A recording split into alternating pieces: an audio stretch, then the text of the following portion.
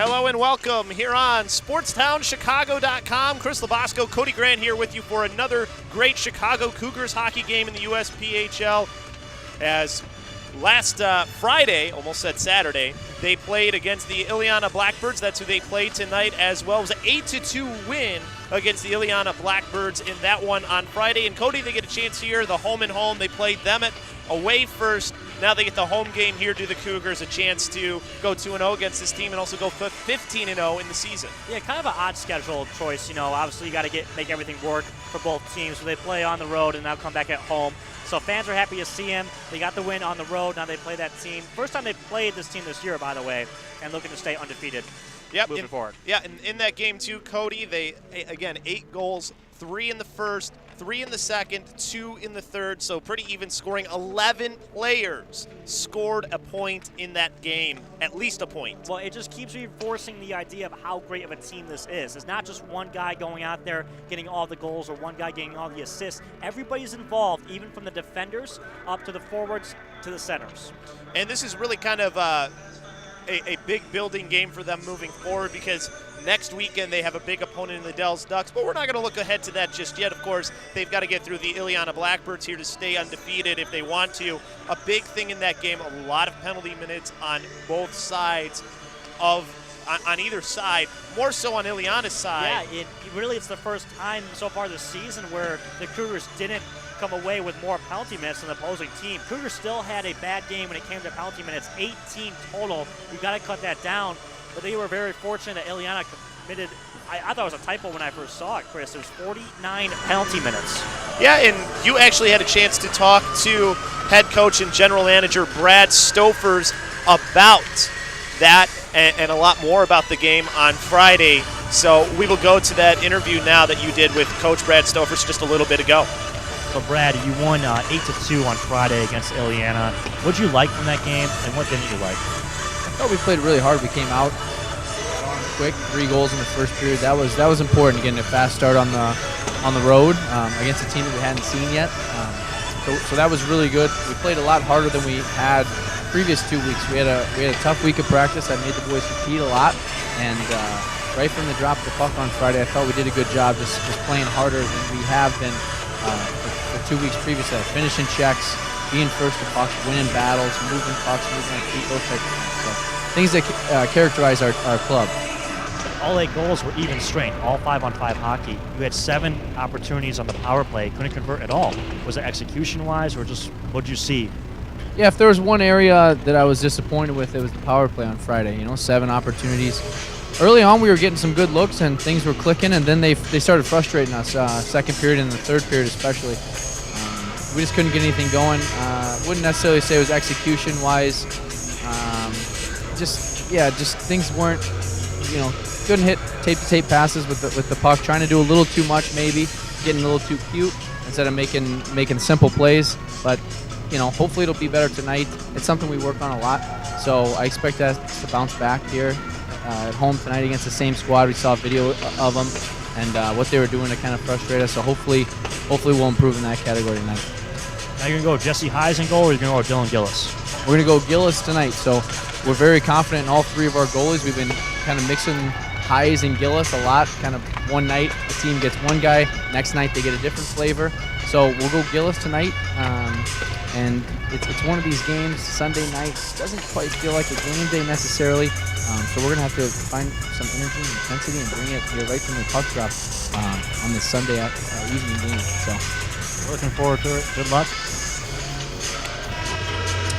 And Cody, when you look at it, Coach, obviously there's things he's happy about and things he wasn't happy about. But, for the most part, his team did play really well in that game. They did. They got after it. He did mention that they played really hard, which we saw the last couple of weeks, though it shouldn't be an issue. It kind of was, getting off to slow starts. But we know what this team is. We know what they can do on the ice, and they got the job done. That's all that matters. 8-2 victory. And something that you talked with Coach about, the power play, 0 for 7 just Friday night. And that's something that they've had their ups and downs with. And that's kind of how it goes when you're talking about the power play as well. But yeah, they've had 50 power play opportunities so far this season. They've only converted on 14. And it's just kind of funny to look at, Chris. I mean, 8 goals are all even-strength goals, and you get 7 power play opportunities you couldn't convert. And when you talk about it, too, this is a team that surprisingly has scored a lot of shorthanded opportunities definitely for the Cougars as well. So that's something to point out, too. But, yeah, going back to their power play percentage for the Cougars, it's at 26. That's, I mean, it's not terrible, but I think you'd want it to be a little bit better than that.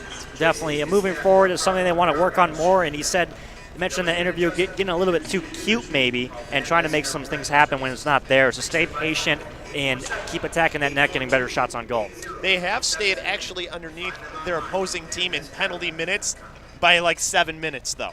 Wow. So, okay. so it's not like there's a huge difference between how many penalty minutes they've taken and how many their teams have taken. So they're pretty even there. But I'm sure Coach doesn't want to see 18 minutes, even though only 2 of them were actually power plays. That's true. That's true. They only gave up 2 power plays, and of course Illiana was 0 for 2 on those opportunities. They also didn't give up a lot of shots on goal. 12 shots on goal. That's it for the Illiana Blackbirds in that first game that they played against the Cougars. Of course, now you have the second game here tonight. That can always change. This is a team that has only won 2 games, though, in Illiana.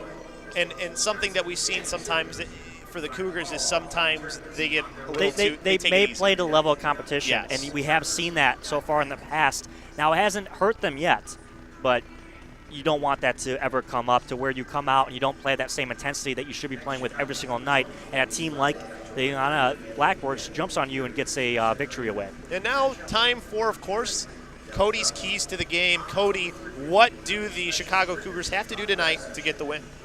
Yeah, so my first key to the game tonight is going to be win penalties.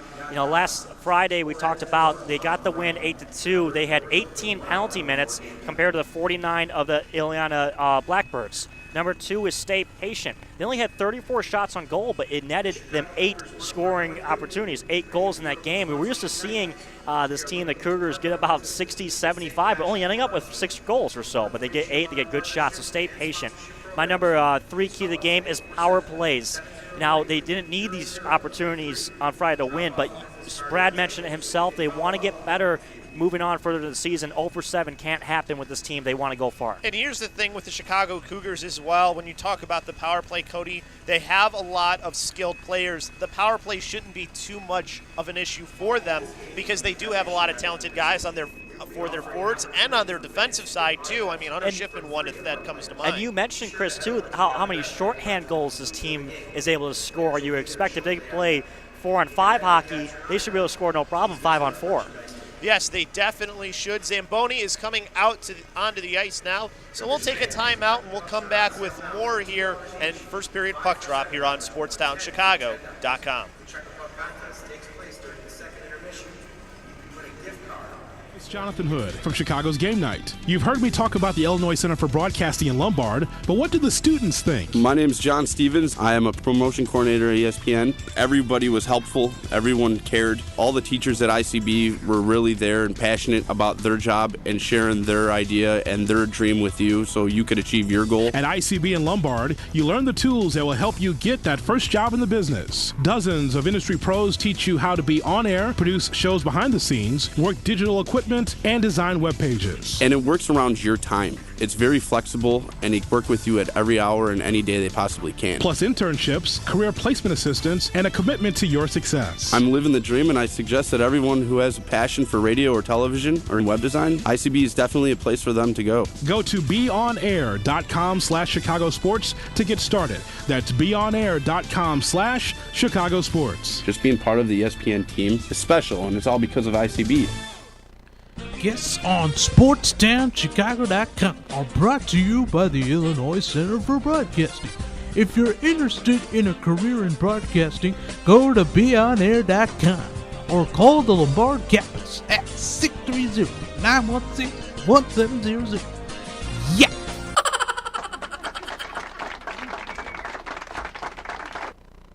It is very much the school where you get out of it what you put into it. The Illinois Center for Broadcasting in Lombard gets results. My name is Misty Callahan, and I am a traffic reporter for Total Traffic and Weather Network. From being on air to the all-important behind the scenes. You're constantly doing projects, and it's like not just in class stuff, too. I mean, there are projects you have to do outside of class time as well as interning. The Illinois Center for Broadcasting Lombard campus is where you go if you're serious about a career in broadcasting. You had to come up with the show topics. You had to research the show topics, come up with talking points for your host. So it's not something that you just take a lackadaisical approach to. But if it's something that you really want to do, if you really want to be a reporter, if you really want to be on air, you really want to be a camera guy, then yeah, it's a program that'll at least give you the entry-level skills to help you get that first job in the business. I'm Jonathan Hood, instructor at Illinois Center for Broadcasting in Lombard, and I suggest that you find out more today by going to the website beonair.com/Chicago Sports. That's beonair.com/Chicago Sports. Hey Chicago, it's Rufio here. People always ask me how I got my start in radio, and I tell them I'm an Illinois Center for Broadcasting graduate. With the on-air and behind-the-scenes training I received, I was able to be placed in an internship at KISS FM, and now I'm on the air. So go to beonair.com/career for more information. Don't wait. Enroll now at beonair.com/career. It's time to kick off your career in radio or TV broadcasting. There's no better or faster way than the Illinois Center for Broadcasting. Check out our website at beonair.com/Lombard or call us at 630-916-1700 to set up a tour and see all the hands-on training you can receive. The best part of the program is the job placement department that will help you find your first job in broadcasting. Just listen to what some of our recent graduates have to say about the program. Cheryl Scott with NBC5. I think one of the most important things in the broadcasting industry really is getting in hands-on experience. And a lot of colleges and universities don't always offer that.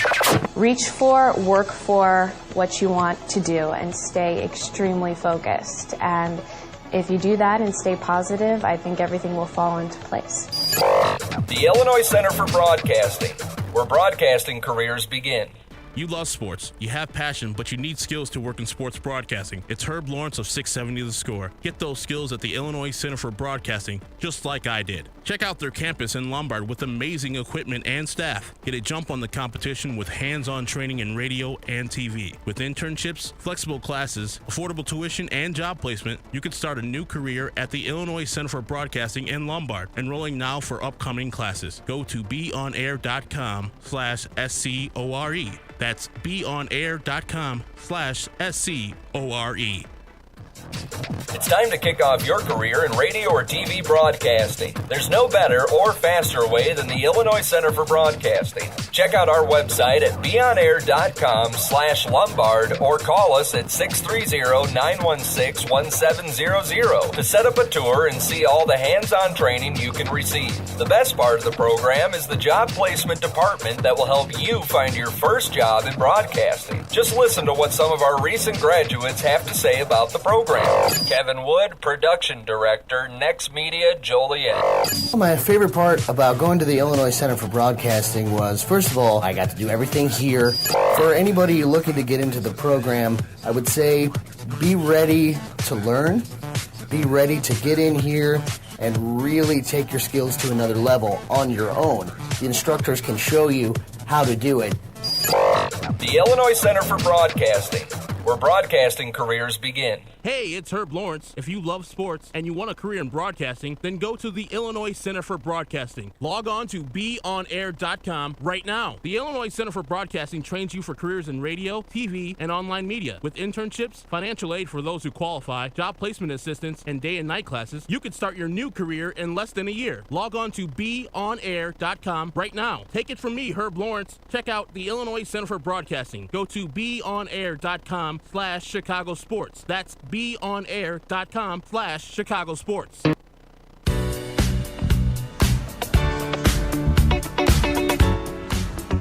And we're back here on SportstownChicago.com. Chris Labasco here with you alongside me, Cody Grant. Chicago Cougars versus the Illiana Blackbirds here in Hoffman Estates, Illinois at the Sears Center Arena. And Cody, We were talking about the 8-2 win that they have yesterday. Another thing we didn't talk about is how many guys are in double-digit points on the Chicago Cougars teams. It just grows every week. Well, we mentioned, too, in the pregame, and you and I talked about it before the broadcast, 11 players on this team, on the Cougars team, that have at least 1 point. That's a goal or assist. In just one game. In one game. And it's a game that scored 8 goals and pretty much just dominated from the start to the end. They were up 5-1 at one point, then just kept going on and on and on. So, let's talk about the players that scored on the team, because this is a team that has a lot of talent. They have a lot of great individual talent, but what makes them so great is they all play together. They have great chemistry, and we've spoken about the chemistry in pretty much every single broadcast this year, because you just see it on the ice. You see the product they put out. It's a just great team in all. That's basically what it is. So.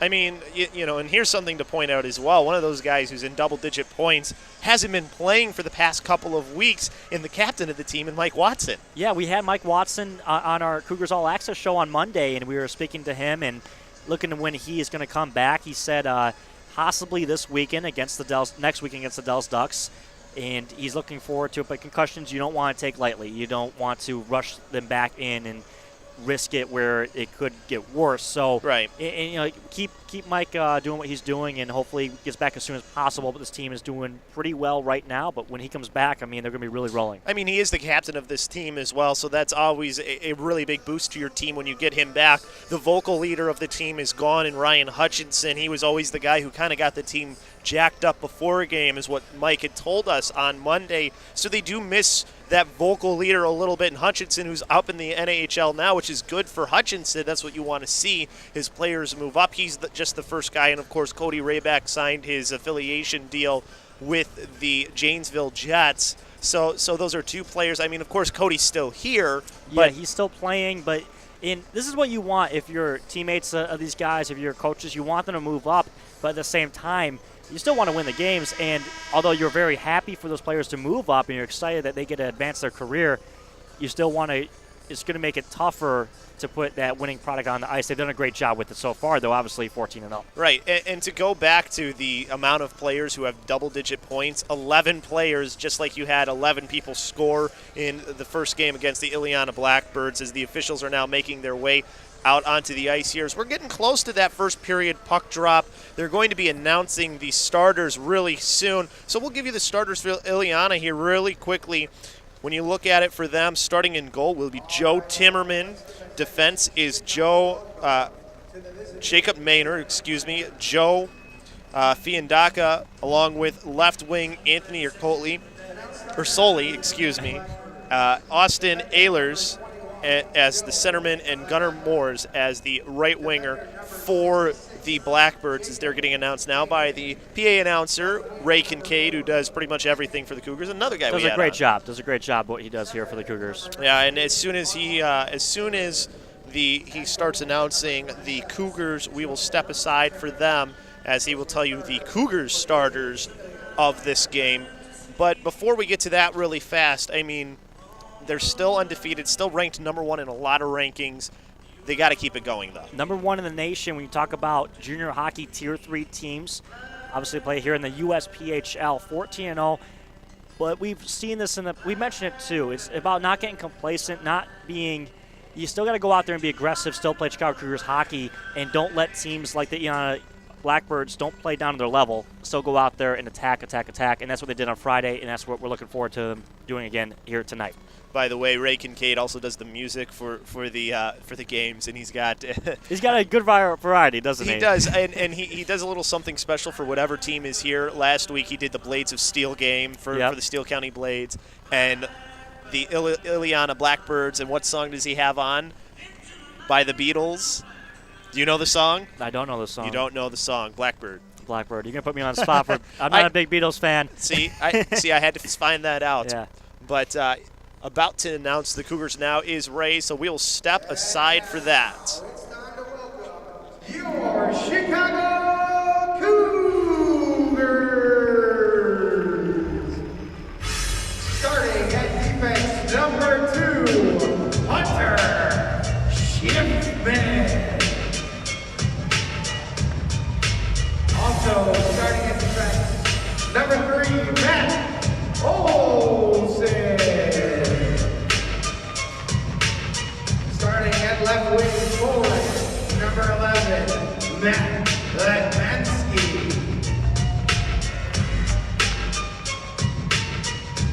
Starting at right wing forward, number 23, Jesper Lundberg. Starting at center forward, number 9, Jonathan Dagnall. And our starting goaltender, the man between the pipes, number 41, Dylan Gillis. Now fans, let's give a warm welcome to the rest of your Chicago Cougars.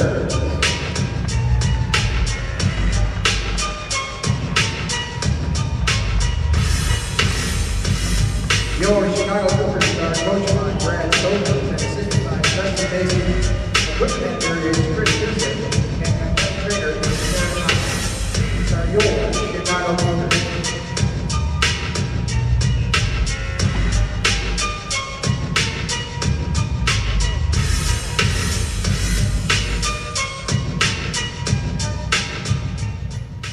Ladies and gentlemen, please stand if you are able and remove all hats. Now we honor America, the men and women serving our country at home and overseas with the playing of our national anthem.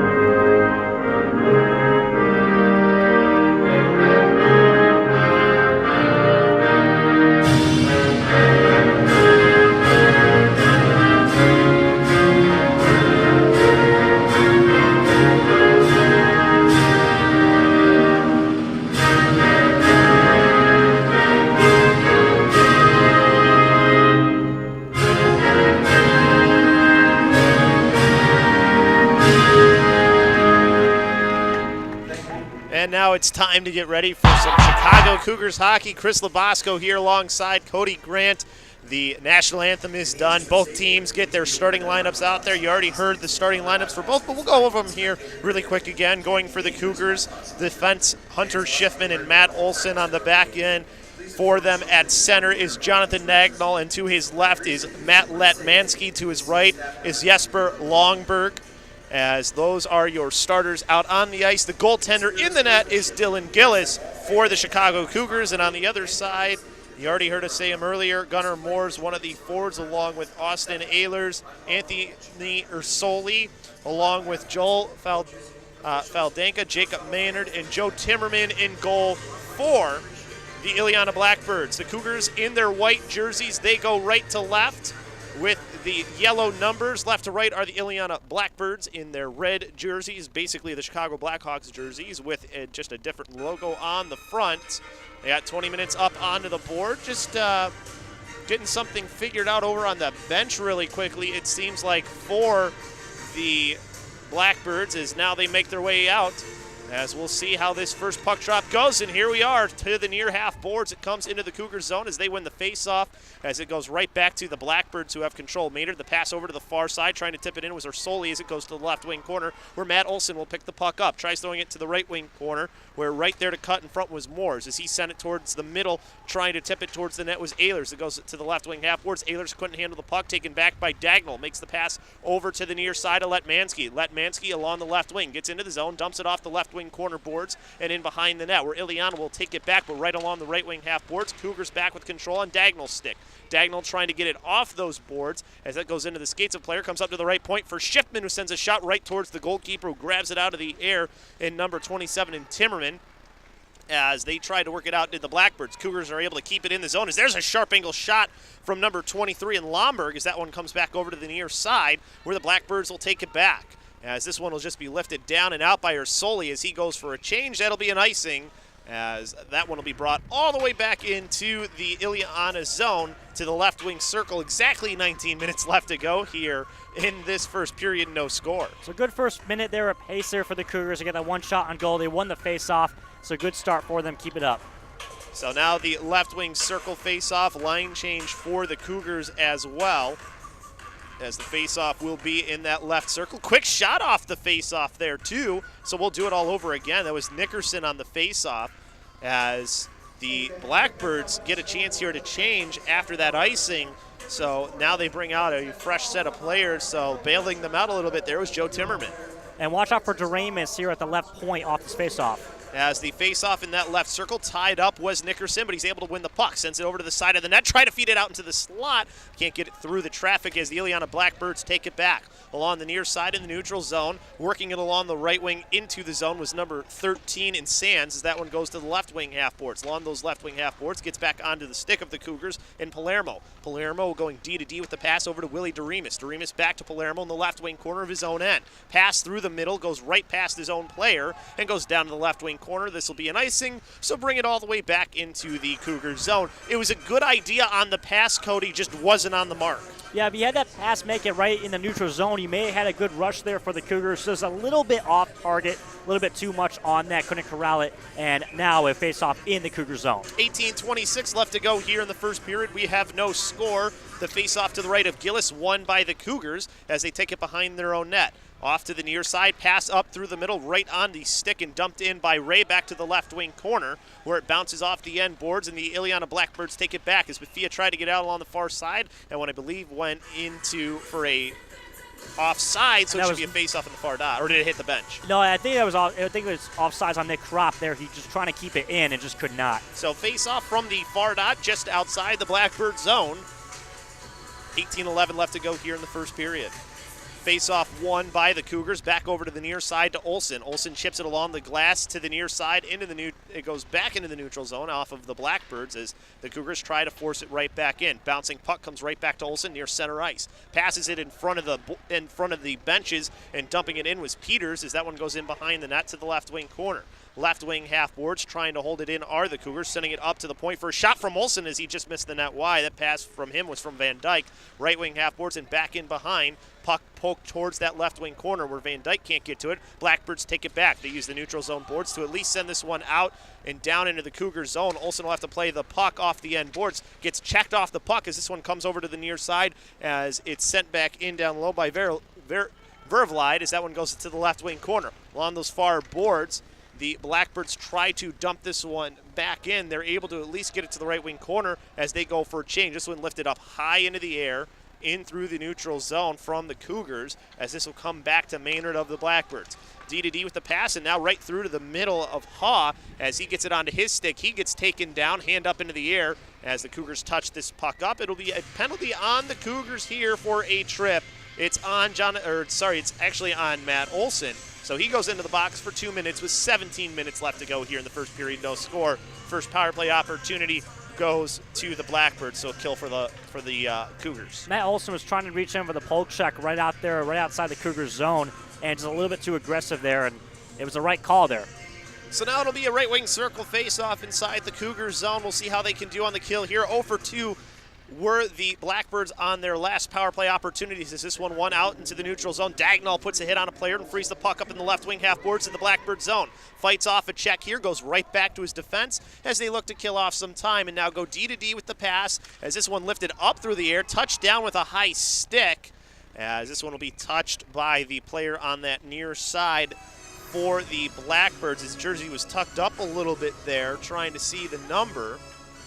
As I believe that's number 8. Is that an 8 or is that a 9? I believe it's a 9, Chris. And we'll have to get that number for you as he is not on our roster.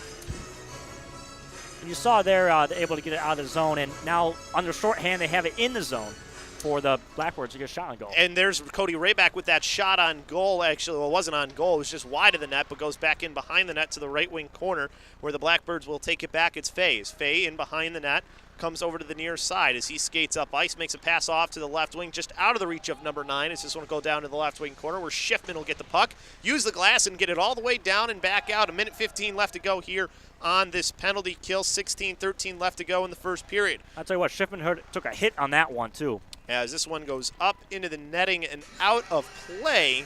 So we'll have a face-off, I believe, inside of the Blackbird zone. 1:06 left on the power play, 16:06 left in this first period, no score. But Cody, to really go back quickly here for the Blackbirds, they haven't had an opportunity on net yet. No shots on goal yet. No shots at all on goal. Wow. So left wing circle face-off, and they are on a power play, by the way, as they have this one. It's Maynard in behind his own net. Goes around one of his own players and takes it there. Now skates off to the right side. As he starts to skate up the right wing, tries to make a pass over to the near side to Ehlers, out of his reach, and that goes down for an icing. So they're hurting themselves now too, Cody. They had a pretty good breakout, it looks like, how it was drawn up, but they couldn't execute. I tell you what, you don't see icing very often when your team's on a power play, but it's going to put them back in a difficult position here. Only 53 seconds left to go. They have yet to get a shot off. Yeah, 15:55 left here in the period as well, as skating in behind his own net is Maynard again as they try to break out. So Maynard back up through the middle of the ice, crosses his own blue line, skates off to the right wing now and dumps it down off the right wing right wing corner boards. Trying to clear it out were the Cougars, but Maynard right there to hold it in as he tried to send it down low. Good steal away by DeRemus, sends it back into the neutral zone as it comes over to the left wing and is dumped right back in by the Blackbirds. In behind the net, the Cougars take it back. Pass over to DeRemus in the right wing corner, and Good's kick of the skate gives it off to the player in behind who's able to clear it down. That looks to be Palermo as this one comes back over to the near side to Maynard as his team tries to reset, as they have not had a whole lot on this power play. 9 seconds left to go on it. Dumped down into the left wing corner of the Cougars zone by the Blackbirds. Right wing corner, DeRemus battling with a player there, number 19 in Ehlers. As the penalty ends, we're back to 5-on-5 hockey, and they try to get the puck up to him. Not able to get onto his stick, and they call an icing, I think, here. And not happy about that is Matt Olson, because he was the closest to the puck. I tell you what, though, missed opportunity there. You saw Matt Olson come out of the penalty box right in front of us. He had a free breakaway there if the pass was on target. Just unfortunately a little bit too tough to get that, but they get the icing now. Now it looks like they're putting the face-off in the right circle. That wouldn't make sense if it was. So I want to see if we can see this again to see maybe if she thought maybe it was an offsides. It was nowhere near it. Either way, face-off about to happen here, as in there to take the face-off is Gavin Nickerson. And Brad Stofers, I think, the Blackbirds coach is trying to question, okay, maybe the whistle was wrong to happen, but the face-off should be at center ice, and I think he actually might have a case there for that. I'll tell you what, if it was an icing, it should not be in the zone of the Blackbirds. I don't think it should have been an icing anyways, but I think it should be. Well, it was inadvertent whistle, so yep. I think that's why he's saying why isn't the face-off in center ice, which I guess that's not the right call. But either way, this one comes over to the near half boards. Shot from the left point that hits off a player from Lockinen. Goes into the right wing half boards. Cougars trying to keep control of the puck there along those far half boards. But taking it back are the Blackbirds. Pass over to the near side as it gets onto the stick of the player in number 9 who dumps it down to the right wing corner where it comes to Hunter Schiffman. Back over to the far side. Taking it away is Nickerson as it goes right towards his goaltender, Gillis. I guess you could call that a shot and goal, but it came from his own teammate as this one goes back in behind the net where Hunter Schiffman takes it back. Pass over cross ice to the diagonals. He tries to go in towards the middle in the player who's jumping up in Schiffman, but his pass was off, and he was kind of behind too. And then an offsides there on that one as touching it was Jack Krolak, as it'll be a face-off in the near dot just outside the Cougar zone with 14:04 left to go here. And that pass actually was flipped up and it hit the referee. This was the last rush though for the Blackbirds, and they were trying to get that shot off. And here's what we wanted to see. Yes. And yeah, he wasn't offsides. The puck crossed the line before he did, is what it looked like. So a little bit of a surprising call there. Either way, this one on the near side, dumped in by the Blackbirds as it comes right to Brandon Furter. Furter over to the far side, chips it off a player of his own as it gets to Holtberg, who at least gets it to center ice. As their player lost in edge in number 18 at Hauke, as this goes to the left wing corner. As the pass comes to the near side over to Haw. Haw turned it over as a shot from the left point from Olsen, grabbed out of the air by the gloved hand of the goalkeeper in Timmerman.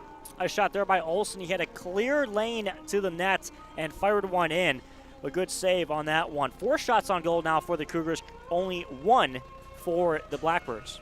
So it'll be a left wing circle face-off here inside the Blackbird zone with 13:49 left to go. Left wing corner, the puck won by the Blackbirds as they try to work it out here along the far boards. Chip it up ahead to number 19 in Ehlers as he gets in for the left circle. A shot, and Gillis made the save with the shoulder, it looked like, or the blocker. It was on that side, and it went up into the netting. It'll be a face-off in the left circle with 13:30 left to go here in this first period. No score. Best opportunity for the night there for the Blackbirds as they had a 2-on-1.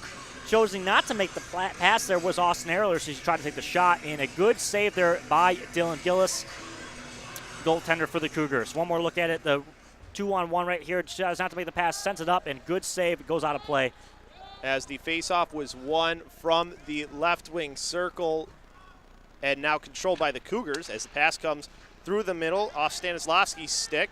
Comes back over to the near side in the neutral zone where it's taken back by the Blackbirds. Pass up ahead by number 21 in Fidenka as that one will go in behind the net into the left wing corner. And now up to the left point where trying to hold it in are the Blackbirds.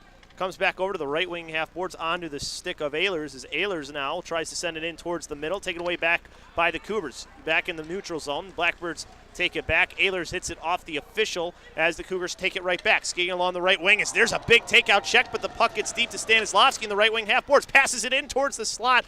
Couldn't get it onto a stick for a shot was Cody Rayback as it goes to the left wing corner where the Blackbirds will take it back. Dangerous opportunity, though, for the Cougars there as they almost had an opportunity. Up at the right point, Cougars holding in as this one grabbed out of the air, trying to backhand it towards the middle of the ice was Nickerson as that one taken back by the Blackbirds and dumped into the Cougars zone as the Cougars go for a change for their forwards. Doremus the pass through the middle of the ice, just out of the reach of the player in the neutral zone, and Dagnall as Dagnall takes it back in front of his own bench. Back into their own end, Cougars still control the puck. Pass to the near side right in front of the penalty boxes, but bounces there and goes all the way down to the left wing corner. No whistle for the icing there as this one in the left wing corner. Both teams battle for. Blackbirds with control of it, but give it right up for a shot from Lockinen at the left point. Hit one of his own players out in traffic, actually hit a Blackbird player, and then bounced right to the Illiana Blackbirds as there was a sandwich of a player for the Blackbirds and an offsides as he could not get back on sides. The player was hit in Isaiah Sands. Faceoff will be in the far dot just outside the Cougar zone with 11:49 left to go here in this first period. We saw 2 big hits, one from each team on that one. You just mentioned that sandwich hit. What a play there. Both teams playing very aggressive here, going up and down. Good hockey here. Face-off won by the Cougars as they have control of the puck. Van Dyke passed it over to the near side as now he gets it back onto his stick along the left wing, crosses the Blackbirds' blue line, takes it into the left circle to the left wing corner, has a player right on his back, backhands this one towards Lockinen. Lockinen trying to keep control, gets a little bit of help from Kropp, gets back over to Van Dyke to the left wing half boards, who sends it back in behind where it goes towards Peters. Peters pinned up along the boards but free the puck up, but the Blackbirds cut in front and take the puck back as spinning around and working up ice is Ruskoff as he lost it once he got into the neutral zone as this comes back to Van Dyke of the Cougars. As Van Dyke, right at center ice, passes it back to his defense to try and create some room over to Lockinen diagonally and dump down towards the right wing corner off the stick of Peters.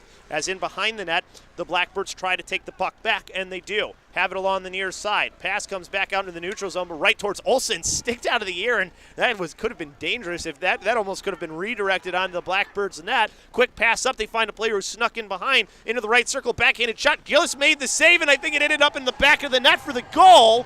Blackbirds strike first. As that looks to be, I think that is Andre Ruskoff is the one who scored, or is Jake Verlivad. I couldn't see the number on the back. His jersey's tucked in. He got behind the defense of the Cougars, and they just didn't see him, and he had the rush there. No one back there to stop him. Saw the defender of the Cougars there tried to make some, give him some more room there, but he was able to sneak one in, 5-hole, and Gillis, I thought he had a save, but just snuck right by him. And it was Jake Vervlide was the one who scored as he makes it 1-0 in favor of the Illiana Blackbirds on that puck that got through. So slow start here, not the start you wanted to see, especially if you're Brad Stofers, head coach of the Cougars, down 1-0 to Illiana. And this is a place the Cougars were twice the week before. As this one comes to the near side, dumped in by the Blackbirds, taken back by the Cougars as they chip it off the far boards in front of their own bench, where the Blackbirds will take it back. as a backhanded pass from Rosoli ends up getting turned over. Is this one now being brought in along the left wing? It's Letmansky try to give it off to where Stanislawski is, and actually it was Nickerson as that one comes back over to the near side. Skating up ice, passing it off to the left wing. It's onto the stick of Ehlers. Ehlers into the left wing half boards, dropped it off for number 12 and Morse. As Morse in behind the net, two players battle there on either side as the Cougars try to take the puck back in that right wing corner before a lift of the stick freed the puck back up in behind as Doremus puts a hit on a player, frees the puck for the Cougars as nice move around one for Stanislawski, skating along the right wing, crosses the Blackbirds blue line, gets the puck over where he had a player for Nickerson who takes a shot from the top of the left circle that didn't get everything on it as that puck was on edge, comes back out into the neutral zone where it goes to Lockinen. Lockinen sees his team trying to make a change, so he tries to get this puck deep. He does get it at least across the blue line, but it's taken right back by the Blackbirds. Skating along the right wing, good poke check, freed it up for the Cougars as it's back onto the stick of Lomberg. Lomberg's on that far side, makes the pass up ahead, now pass through the middle of the ice, able to at least tip it into the zone was Letmansky towards the right wing corner as he chases after the puck there. Put a hit on a player, but the puck still free as that puck still on those right wing half boards. Finally comes to Letmansky as he lost the puck and skating through the left wing and out of the zone was number 96 in Kohler as he had the puck for the Blackbirds before it comes back to the Cougars' Hunter Schiffman. Back over along the near side. This one gets over to Lomberg as this one will be sent right back in by the Blackbirds as one of their players go for a change. As this one a pass towards the left wing corner that goes up into the air, makes it hard for the Cougars to get control as they are a little bit sluggish here now after that goal. Left wing half boards into the left circle. Poke check frees the puck up on that far side. 9 minutes left to go here in the first period as they finally get a breakout pass to Letmansky, who gets backhands it towards the middle. Pass to the left wing towards Dagnall. Dagnall in the left wing half boards tries to center a pass. Left wing corner. He gets taken out by the player number 20 in Fay, who takes the puck back. Pass through the middle of the ice and over to Kohler. Kohler along the right wing. Crosses the Cougars blue line. Takes a shot. Blocker save made by Gillis as Van Dyke at least backhands this one out into the neutral zone as his team tries to go for a change. Blackbirds try to catch them in as they dump this one down in. As this one came right off the end boards and almost hit off the back of Gillis. As this one will go to the left wing corner, where chasing after it will be the Cougars and the Blackbirds. Two players for the Blackbirds in there now, two for the Cougars, now three for the Blackbirds. Comes free to Van Dyke as he tried to make a pass through the middle of the ice. It was out of the reach of the two defensemen who were there as Gillis will try and send it behind the net. He ended up hitting it off the side of the net as it goes over to the far boards. Chipping it off that far glass and now out into the neutral zone where two players miscommunicated on that puck as they both thought the other player was going to go for it. That allows the Blackbirds to dump it in and dump it in off sides. And for the Blackbirds there, one more stride and it's not an offsides. Comes back into their zone. 7:39 left to go here in the first period. 1-0 Illiana Blackbirds with the lead. I didn't understand that, but the Blackbirds are playing a really fast pace of hockey here. They're playing very aggressive. Forecheck is strong. And it's catching the Cougars off guard a little bit, and Gillis looks a little shaky in net right now. There's a lot of time before we had a whistle there, too. I need to catch my breath, but don't have time to do that as the faceoff comes in the right circle. Stanislawski with it on his stick in the right wing half boards. Up to the right point now, sends a shot that hits off his stick, goes off the end glass, and comes back over to the near side where the Blackbirds take it back. Skating out was number 9, makes the pass over along the right wing through the middle of the ice, is into the right circle, taking a shot there was the man who already scored at number 72 in Vervlide as that one comes back over to the near half board. Stanislawski trying to get it back for the Cougars as his team did have it for a second before a shot there that Gillis grabs and then drops quickly for the Cougars to play. As a good save there by Gillis in the right position. His team trying to exit the zone but can't do so as this comes over to the far side. Cougars still with control. The puck finally do get out as along the right wing going around one and into the right circles. Nickerson takes the shot. Save made by the goalkeeper in number 27 in Timmerman as this one goes back in behind the net. Right wing half boards. Cougars keeping it in off the stick of number 13 Lockinen before the Blackbirds take it back. And now it's center ice, dumping this one down into the zone was Dedina as that one goes back into the left wing corner where the Cougars try and take it back. Letmansky after the puck for the Cougars, but good pinch there, keeps the puck in the zone for a moment before Doremus has it for the Cougars and sends it off the far boards in front of his own bench out into the neutral zone. That does allow the Blackbirds to dump it back into the right wing corner where Doremus tried to backhand a pass and hit the side of the net. That's a couple of times we've seen the Cougars hit the side of the net when they're trying to pass in behind. The Blackbirds are doing a great job keeping it in the zone of the Cougars, too, all game long pretty much. As Dagnall has the puck back, skating up through the middle, makes the pass over to the open player on the far side, but could not get control, was the player for the Cougars, as Letmansky has it now, as Lomberg who tried to get it before. As taking it back is number 20 for Fay, and for the Blackbirds, as he backhands a pass over to the near side to number 21 in Vandeka. As that one comes back to the near side, locking in a pass in towards the middle of the ice and backhanded out of play. I believe that was number 4, Nersoli, who sent it out of play with 5:30 left to go here in this 5:31 left to go in this first period. 1-0 Illiana. And they're making you work tonight, Chris. A lot of no stoppage of play there as we had 2 great runs. Illiana looks very good, very aggressive. They're very strong in their forecheck, as I mentioned. They're getting a lot of good shots on goal now. They're up to 5 on the game compared to just 6 for the Cougars. Face off from the near dot, sent over towards the Illiana Big benches. hit. There's a big hit, but the puck comes free for the Blackbirds. Sticking it away was Gillis to the right wing corner off the shot from Ither.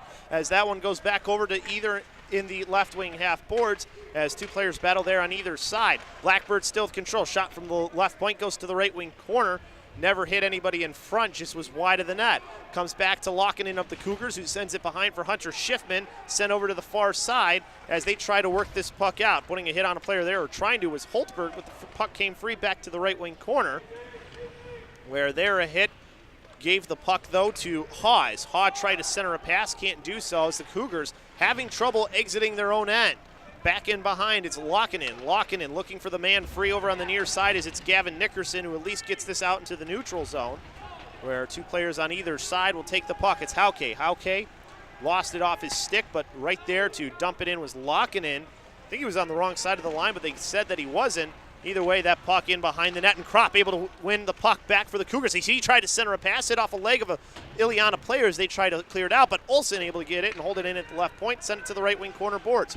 Right wing half boards, 2 players in there for Illiana, as they've been very physical, I think is something to point out about Illiana, is working it out into the neutral zone with Sands before the puck taken back by the Cougars, as Van Dyke tried to dump this one down in, couldn't do so as there was a player in his way.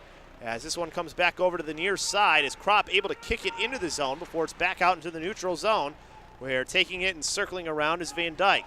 Van Dyke now throwing it to an open area in the right wing corner, where he goes in and chases after the puck, where it's Fay with it. 2 players on either side trying to get the puck out of that right wing corner. Finally getting it free and onto his stick was Peters, as Peters had his pocket picked and able to clear this one down. Is it going to be an icing? It is. So bring it all the way back into the Illiana Blackbird zone with 3:30 left to go here in this first period. 1-0 in favor of Illiana. Give the Blackbirds a lot of credit. I mean, they're forcing a lot of shots on goal. They're forcing to get into the Cougars zone and getting those good shots. And the Cougars having a lot of trouble putting it on net now after 6 good shots in the first half of this period. And now it's been tough going for them. As this one in behind the net, Stanislavski lost it off of his stick as it goes back over to the far side.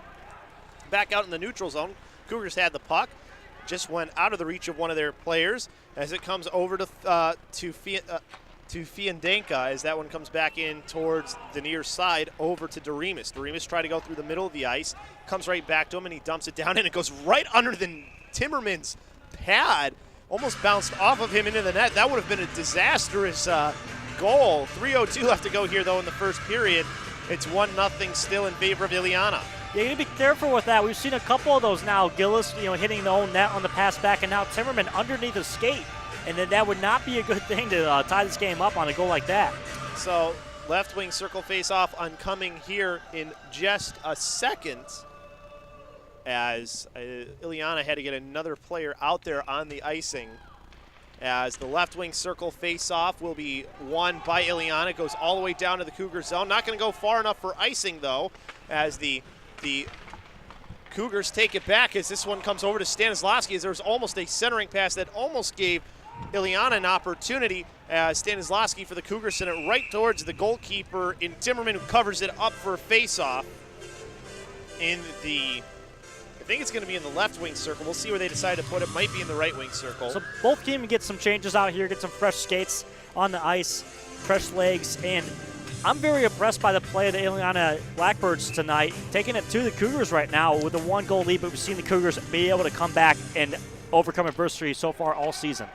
Over 2 minutes left in this one as it's dumped down towards the left wing corner, and that's going to be, or the hand was up in the air by Gillis for an icing, but the hand up in the air still for I think they're calling either a board or I think a boarding call against, I think that's DeRemus, who goes into the box and will be in there, I think, for 2 minutes with 2:35 left to go here in this first period. So that's going to do it for most of the rest of the first period. DeRemus will come back in with 37 seconds to go, but another power play opportunity here for the Blackbirds.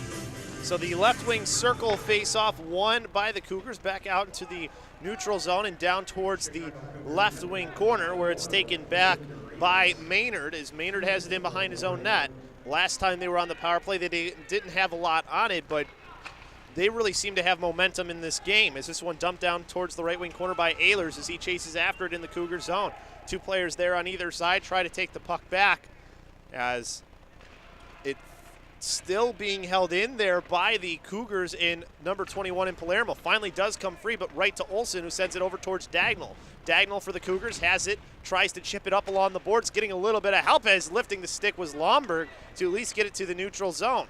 Dumping it right back in was Maynard, as this one goes in behind. Gillis is going to have to play it as he plays it up along the near boards right towards where Jesper Lomberg is. Right wing circle, taking it back are the Blackbirds as it comes back to Maynard up at the right point. Toes the line, sends a shot, hits high off the glass, comes back to the left wing corner to Dagnall, as Dagnall will be able to dump this one down. 58 seconds left on the kill here as the pass up by the goalkeeper in Timmerman gets it up to Ehlers, who throws it towards the left wing corner, where Schiffman will take it right back, but turned it over as he couldn't clear it out, as there's a shot, hits off the side of the net as it's back in behind, still in control of the Blackbirds. Right wing corner, a couple players there on either side trying to take the puck back. Bottom of the right circle, it's onto the stick of Krolak as he sent it back down over to number 19 in Ehlers. Ehlers to the left wing corner, diving play, but he's still on Ehlers' stick. Gives it off now for number 13 in Sands. Sands tried to send a pass towards the left circle. It was stolen away by the Cougars and cleared out as they have 17 seconds left on their kill here. And doing a great job on the kill, but down 1-0 here so far, and hopefully they get back in this going in the second period. As the face-off was won, the puck is won by the Blackbirds as they have it along the near side. As the penalty is over, as down towards the right wing corner, Schiffman tries to send it over to the far side. Back in behind, it comes right back to under Schiffman into his own zone. Comes back over to the near boards. Along the right wing corner, hits a glove as this one finally worked back out onto the stick of Van Dyke. Quickly gives it off to Kropp. Kropp crossing line, feeds the pass for Schiffman, shoots and scores!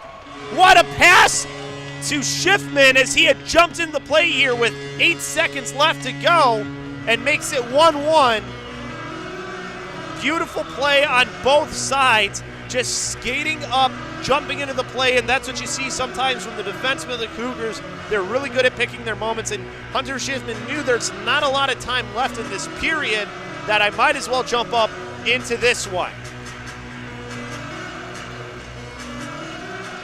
So we'll take a look at this one again here. You see Van Dyke first with the pass, and Kropp, he sees the room that Hunter Schiffman has. That's good awareness to know that Schiffman's jumping up into the play, and all the eyes were on Kropp. Everybody was trying to stop Kropp. That's why Hunter Schiffman was wide open in the slot for the opportunity.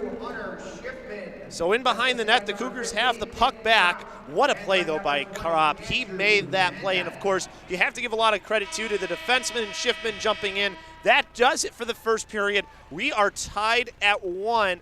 A great, great first period for the Chicago Cougars. At the end of it, I think they're not going to be happy with their play, though. Overall in the period, I think Illiana really sort of controlled things more so than the Cougars did. So a very good first period there. We'll have Cody Grant going down. He's going to talk with one of the players. I'd imagine maybe we get the goal scorer in Schiffman, or maybe Kropp, who made the pass. But either way, when you look at it right now for the Cougars, that's not the first period that they wanted to have. They did win the last game 8-2, and we've seen that they kind of played down in the level of competition. But I also think that the Blackbirds are playing much better. Their passes have been really on after that first power play that they didn't really do anything on. It's funny because usually on a power play, if you don't do well on it, that you lose momentum, that kind of woke them up. It's like, okay, come on, we've got to give a better effort than that on the side of the Blackbirds, and they definitely did. So a very good period for them. They end up losing the lead there at the end, and that's something you definitely don't want to do. They say you don't want to give up a goal at the beginning of a period or at the end, but either way, they're in this game at 1-1, much better than the last game where it was 3-0 at the end of the first period. So they have to be happy with that. Cody Grant down on ice. We'll see who he's with as well, as he has a player down there, as we'll go to Cody here in just a second, as we go to Cody Grant now at ice level, as it looks like he has Hunter Schiffman. Thanks a lot, Chris. Hunter, you got that goal on net right at the end, and it tied this game up 1-1. How important was it to tie this game going in the second period? It was huge. I mean, we didn't really have momentum there for the whole period, and it was a huge goal, just to tie the game up and try and get something going for the second. Is there anything different you're seeing from this team that you may not have seen on Friday? I think they're finishing their checks a little bit more than Friday night, but I think we just came out slow at the beginning of the period, and we'll get it together going for the second. All right, thank you so much, Hunter. Good luck rest of the way. Back to you, Chris. All right, thank you, Cody. And sort of like what Hunter said, the momentum was for the most part on the side of Illiana throughout most of that first period. That really was a big boost that they needed there at the end to get that goal. And, of course, good work by Van Dyke to the pass to Kropp, and then Kropp with the beautiful pass to Hunter Schiffman. We'll take a timeout, and we'll be back with more here on SportsTownChicago.com.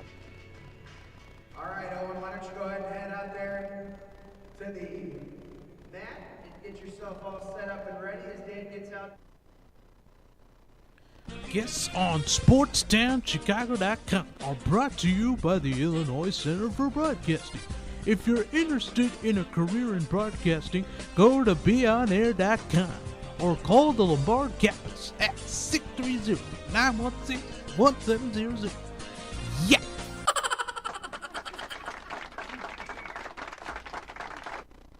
It is very much the school where you get out of it what you put into it. The Illinois Center for Broadcasting in Lombard gets results. My name is Misty Callahan, and I am a traffic reporter for Total Traffic and Weather Network. From being on air to the all-important behind the scenes. You're constantly doing projects, and it's like not just in class stuff, too. I mean, there are projects you have to do outside of class time as well as interning. The Illinois Center for Broadcasting Lombard campus is where you go if you're serious about a career in broadcasting. You had to come up with the show topics. You had to research the show topics, come up with talking points for your host. So it's not something that you just take a lackadaisical approach to. But if it's something that you really want to do, if you really want to be a reporter, if you really want to be on air, you really want to be a camera guy, then yeah, it's a program that'll at least give you the entry-level skills to help you get that first job in the business. I'm Jonathan Hood, instructor at Illinois Center for Broadcasting in Lombard, and I suggest that you find out more today by going to the website beonair.com/Chicago Sports. That's beonair.com/Chicago Sports.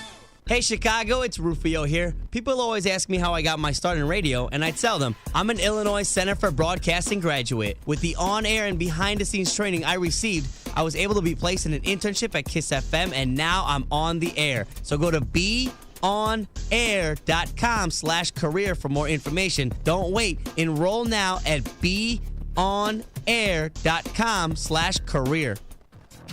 It's time to kick off your career in radio or TV broadcasting. There's no better or faster way than the Illinois Center for Broadcasting. Check out our website at beonair.com/Lombard or call us at 630-916-1700 to set up a tour and see all the hands-on training you can receive. The best part of the program is the job placement department that will help you find your first job in broadcasting. Just listen to what some of our recent graduates have to say about the program. Cheryl Scott with NBC5. I think one of the most important things in the broadcasting industry really is getting a hands-on experience, and a lot of colleges and universities don't always offer that.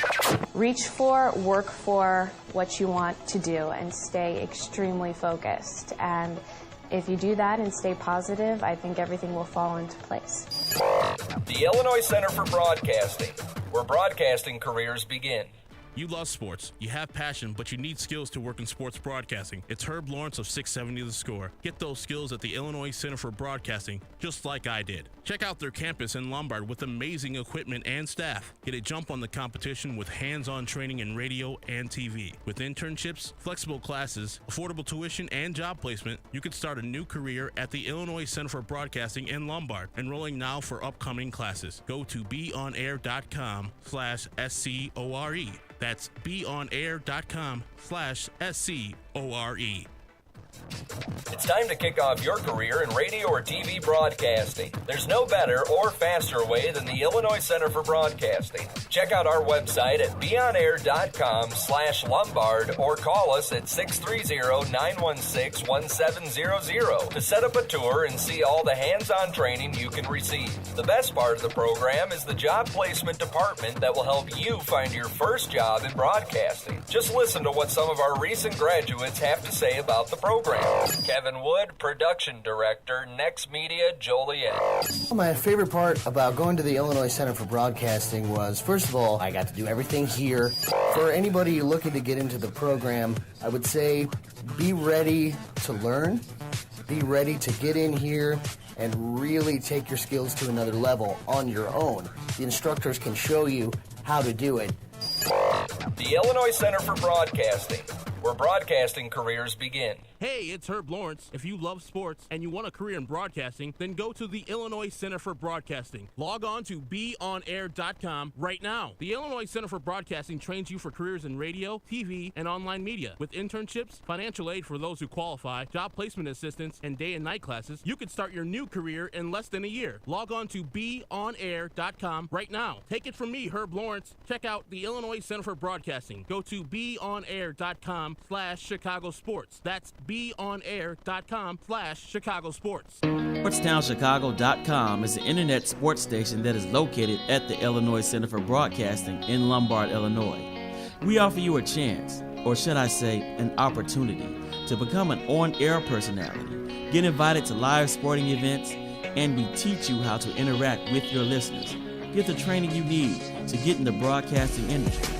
Just go to SportsTownChicago.com or dial 630-916-1700. What's up, Chicago? It's Rufio. Are you looking to get hands-on training for a career in radio or TV? Just do what I did and go to the Illinois Center for Broadcasting. Whether you're looking to be on air or behind the scenes, the Illinois Center for Broadcasting is for you. As a graduate of ICB, I was placed in an internship with KISS FM, and now I'm on the air. You can do the same. For more info, go to beonair.com/career. That's beonair.com/career. When you need a break from your busy schedule, kick back and listen to the fun sports and entertainment interviews from SportsTownChicago.com. The Big Interview is where you hear SportsTownChicago.com personalities pick the brains of the biggest names in sports, music, movies, and TV. To catch up on all the fun, go to the audio SportsTownChicago.com and click on the audio tab. SportsTownChicago.com. We are in a league of our own. Yep. You love sports, you have drive and determination, but you need skills to work in sports broadcasting. Hey, this is Herb Lawrence. I'm here to tell you how to get those skills, just like I did at the Illinois Center for Broadcasting in Lombard. Get hands-on training for a career in radio, TV, or digital media. Learn to be a host, producer, or shoot and edit video. With internships, job placement assistance, and affordable tuition, you can get started with a new career at the Illinois Center for Broadcasting. Enrolling now. Go to beonair.com/score. That's beonair.com/score. Attention, family, friends, players, coaches, and fans. Are you a high school or college athlete that had your game covered by SportsTownChicago.com? You can relive the glory by going to our podcast section of our website to listen to all the past games over the last 2 years. Just go to the website at SportsTownChicago.com and check out the podcast section, and it'll take you right to your sport. Now that's SportsTownChicago.com. SportsTownChicago.com, the only place where you can talk Pokemon with the Pokemaster.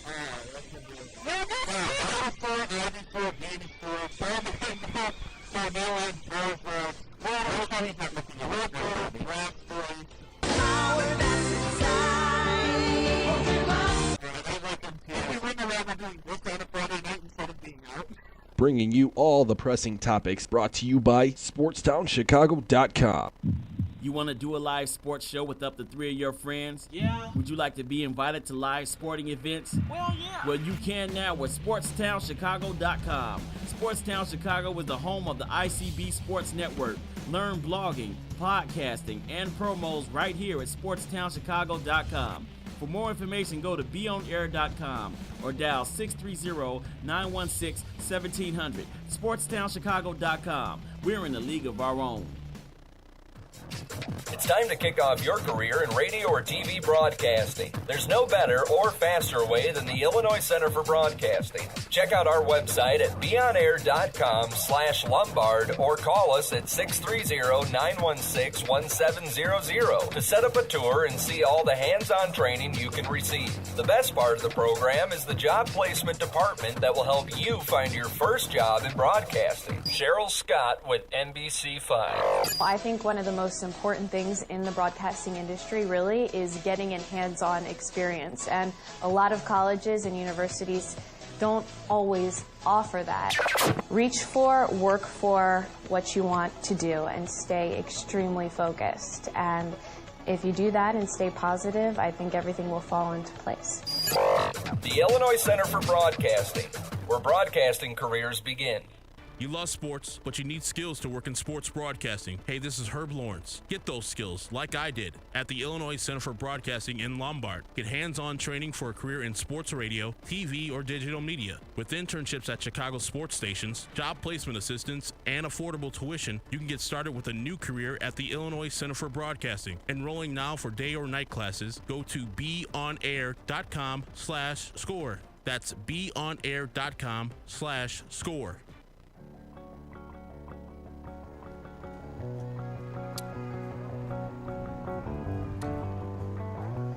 Back here on SportsTownChicago.com, going to the replay here fast. Now stop it.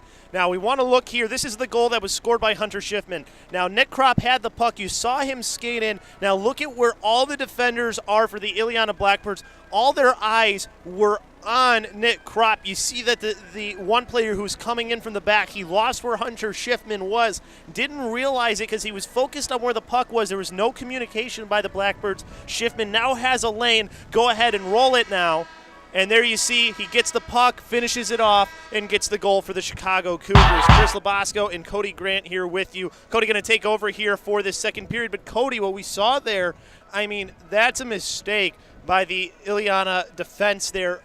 It seems just like lack of communication is the major thing of That's got to be what it is, because it was a 2-on-3 actually. Illiana had the man advantage, and all three eyes you mentioned and you just saw in the replay, everybody, that they're on Nick Kropp, who had the puck, and Schiffman just slides in there right in the back end, gets a wide open shot. So you have to give a lot of credit, of course, to Nick Kropp, for one, having the vision that Hunter Schiffman was going to be there. But then two, you have to give a lot of credit to Schiffman for one, jumping up into the play as a defender, as a defenseman.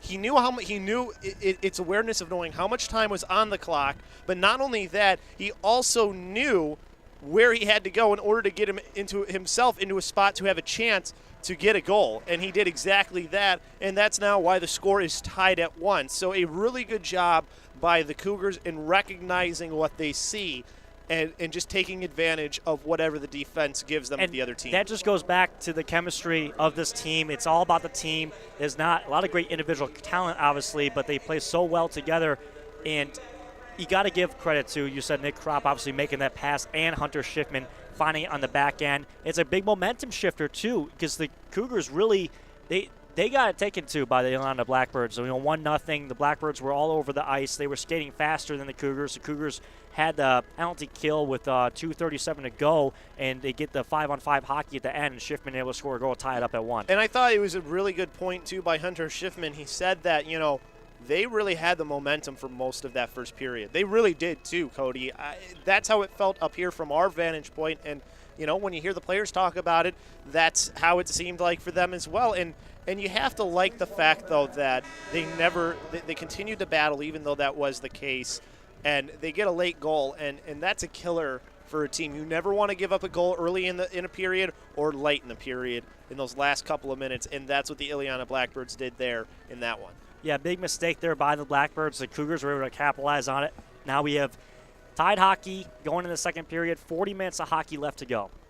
Yeah, it should be a better second period is what you're looking for from the Chicago Cougars. Cody is, again, Cody's taken over the play-by-play for this second period.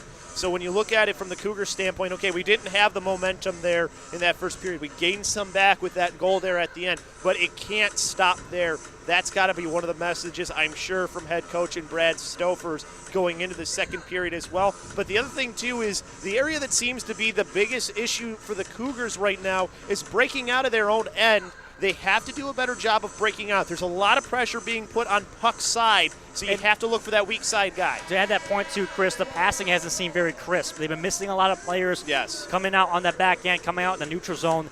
Passes been over or under, and not been accurate, and that's something we haven't seen from the Cougars. But that pass by Nick Kropp, that was right on the money. That was, that's through three guys that he made that pass. Now, granted, the eyes of the players were in the wrong spot anyways because you have to realize there's a guy behind you. But to get that through three guys into a place where Hunter Schiffman could take the shot and make the goal, that's incredible. Definitely huge, and ties the game up. And now we're starting second period of hockey as the Cougars and the Blackbirds both at their benches. Dylan Gillison at goal. Cougars will now go left to right here in the second period, while the Blackbirds will go right to left. So getting ready here for second period of hockey, 1-1. Cougars trying to remain undefeated, Chris. They are 14-0. Best team in the nation here, part of the USPHL, Tier 3 Hockey League, 16 to 20-year-olds. So doing a great job so far this season. Players meet at center ice now. It'll be Nick Kropp stepping in there, taking the face-off against number 19 of the Blackbirds, Austin Ehlers. And here's another thing to point out for the Cougars as well. Dylan Gillis did not have a good first period. He'll tell you that himself. The goal that he gave up, he probably wishes he had back. So you want to see a better second period from him as well, which he had a better after the goal. So face-off win by the Cougars. Now they get in the blue line across into the Blackbirds zone. A little fight for it on the right wing half board. It's taken by Kropp now to the center as he gets in the slot over to number 14 of the Cougars. That's Brendan Peters now around and behind net of the Blackbirds, trying to get back out, back to the blue line. Kept in by number 21, Joey Palermo, as he goes around the right wing to the left wing corner boards. The player using the stick there on the Blackbirds, now behind that, now back over to the left wing, now by the left wing circle. Kept in by the Cougars, shot on goal, and blocked there by the goaltender, Joe Timmerman of the Blackbirds. Now the Blackbirds trying to get it out there. It's still kept in by the Cougars now across into the high point. Now over, dumped back in by Jaramus, taken away by Kropp there, down by the right wing circle. Now back up to the right wing point there. It's kept in by Jaramus, now on the right wing half boards. Kropp battling for it, gets it back to Jaramus. Jaramus keeps it in, and now on the right wing half boards. Now trying to sing around as Cody Rayback tries to center it, but no one there. And now the Blackbirds trying to get it out. They do into center ice. Now it sends it deep into Cougar zone, and they'll get a change. This comes around to the right wing boards, taken away there by Gavin Nickerson. Sends it back behind net of Dylan Gillis, and now passed up to the left wing half boards across the blue line and kept in there by the Blackbirds. Now taken away by the Cougars. Cougars control the puck. Passing it over D to D to the left wing half boards, now in front of the Blackbirds bench. Now trying to get it back in. They do to the Cougars zone. The Cougars now have possession of the puck and gives it over up ice to Cody Rayback. Cody Rayback takes it back to his zone and passes over to the left wing half boards. Now to center ice, Gavin Nickerson. A little bit too hard of the pass there, trying to catch him as he was cutting in over to get through the blue line. Now taken away by the Red Blackbirds. Now dumped back in to the left wing corner, around to the right wing corner. Hunter Schiffman of the Cougars is there, couldn't get it. Cougars fight for it, get it up to Gavin Nickerson. Gavin Nickerson has a man, Cody Rayback, on a 2-on-1. He's looking to pass it, maybe shoot it. Cuts back in. Deeks cannot get a shot on goal. And a little bit too long, maybe a little bit too cute there was Gavin Nickerson. Now taken by number 17, Stan Vlasky, trying to keep back in. Dumps it in the right wing corners. Gavin Nickerson fighting for it with some Blackbirds players. Taken by number 13, the Blackbirds, is Isaiah Sands. He's trying to get up ice. Cougars now have it back in their zone. Passes it from number 2, Hunter Schiffman, over across ice. Trying to dump it back in. The Cougars will get a change. So Blackbirds now with possession up to number 13. That's Isaiah Sands. Tries to dump it into the Cougar zone. He does around the left wing corner boards behind Gillis. Now the right wing half boards. Taken away there by the Cougars as they try to get it up ice now to the blue line to center ice. The pass up there to number 23, Lombard. Couldn't get it back, and the referee falls on the ground.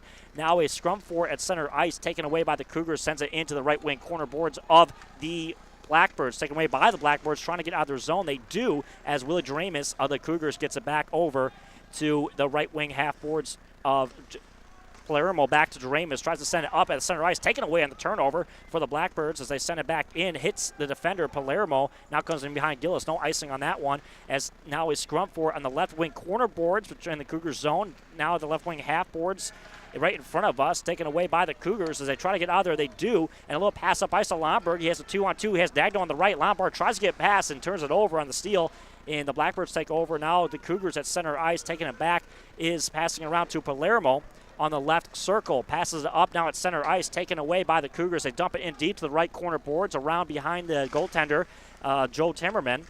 As now trying to get a shot on goal is number 14 of the Cougars. That's Brennan Peters. Could not.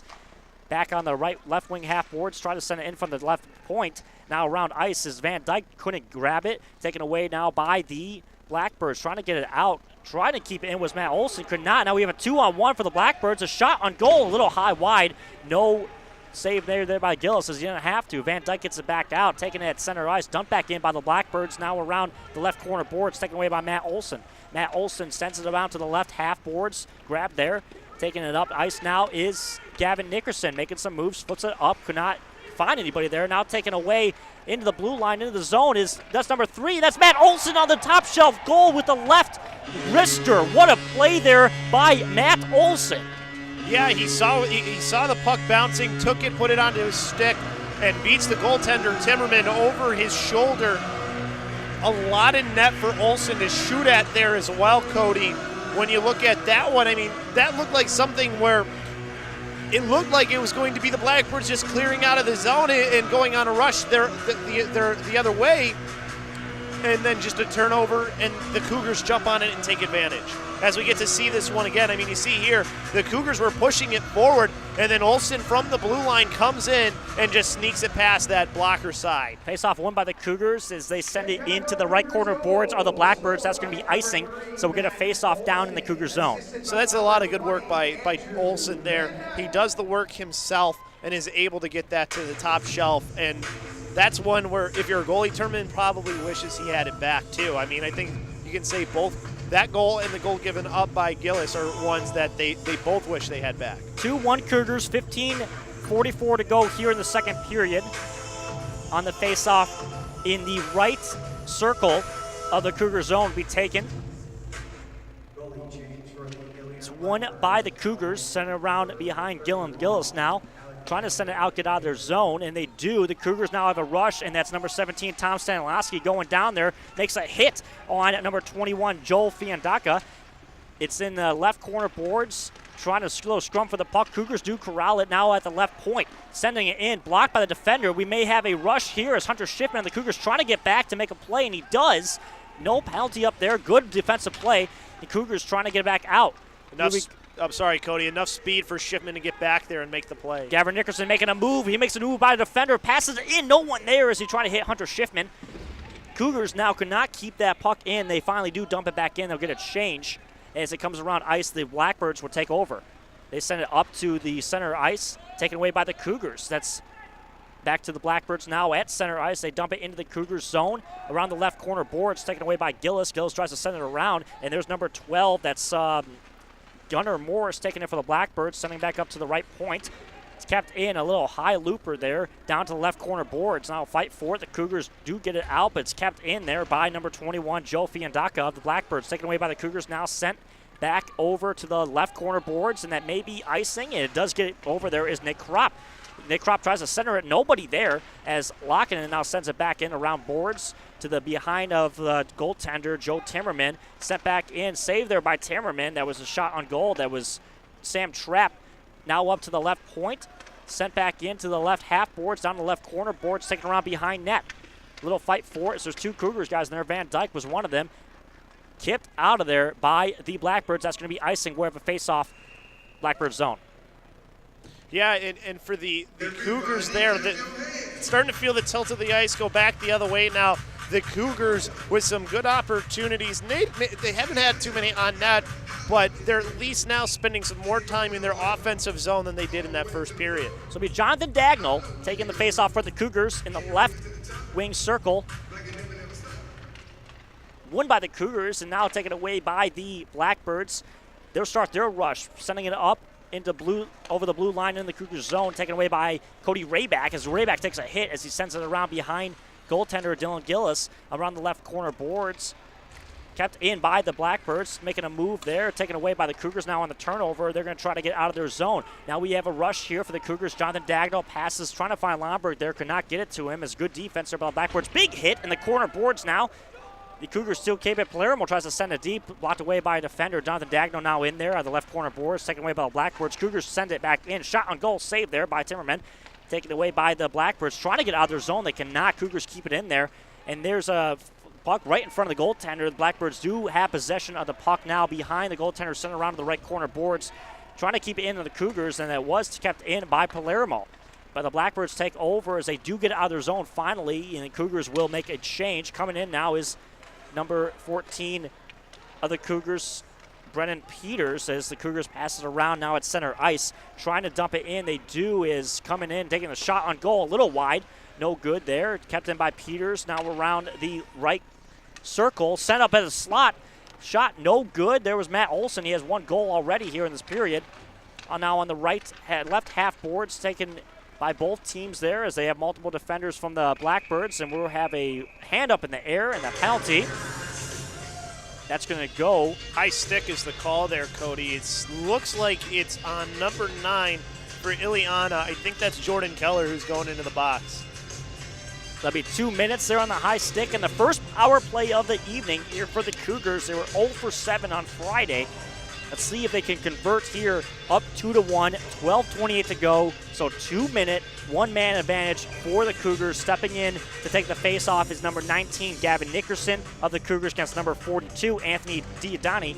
And check that, it's actually Sands who goes into the box for the Blackbirds. So Sands will be in the box, so they're on the penalty kill as they do get it out. And there's number 19, that's Austin Ayers of the Blackbirds, trying to make a play on it behind Dylan Gillis as Hunter Schiffman has it. Some big hit there, by the way, on the left corner board. Sent up now, could not corral the puck there for the Cougars, taken away by the goaltender of the Blackbirds. Big hit there by Cody Rayback.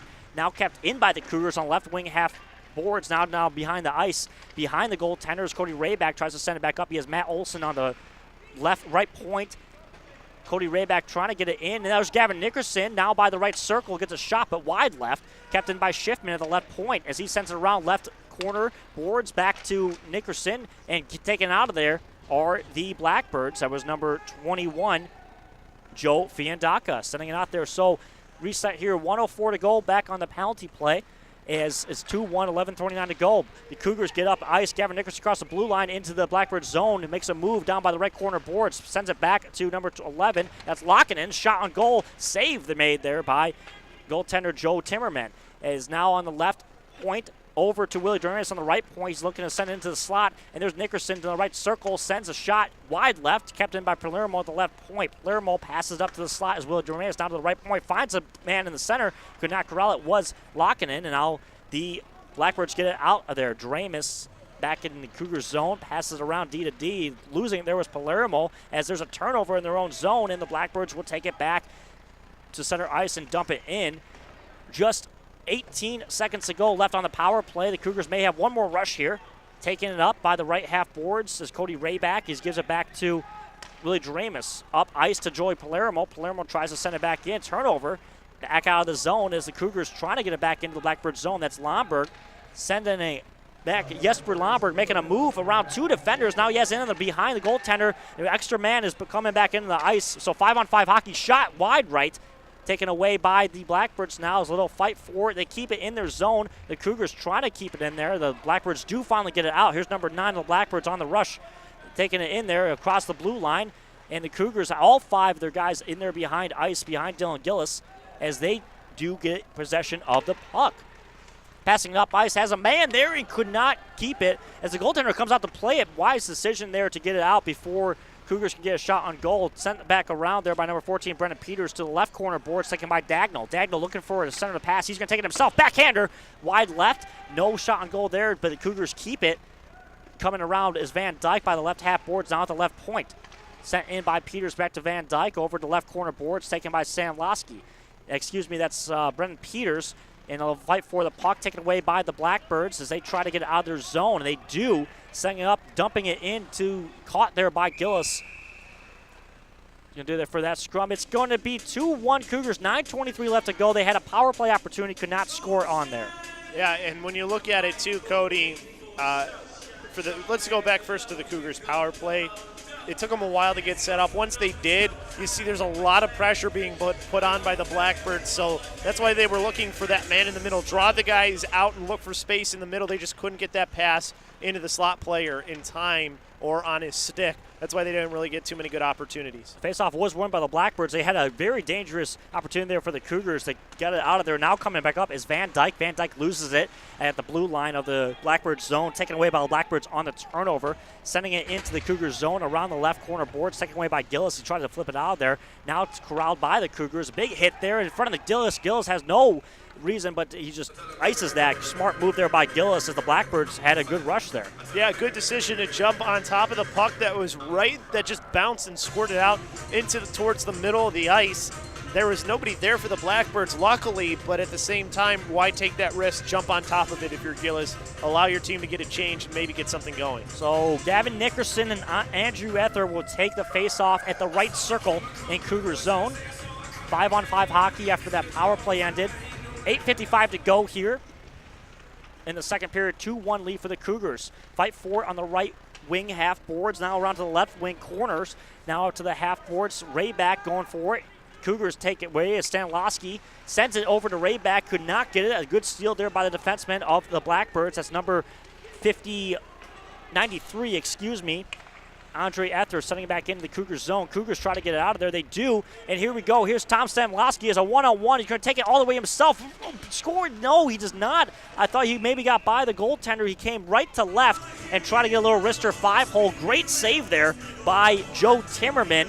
2-1, still 8:22 to go here in the second period. That's a great individual effort by Stanislawski. He has a defender on his side that he's able to beat and get around, and he makes a power turn in towards the middle. We'll get to take a look at it again. First, you have the nice touchdown to Stanislawski. Settle the puck for him as he gets it in, puts it from his backhand to his forehand.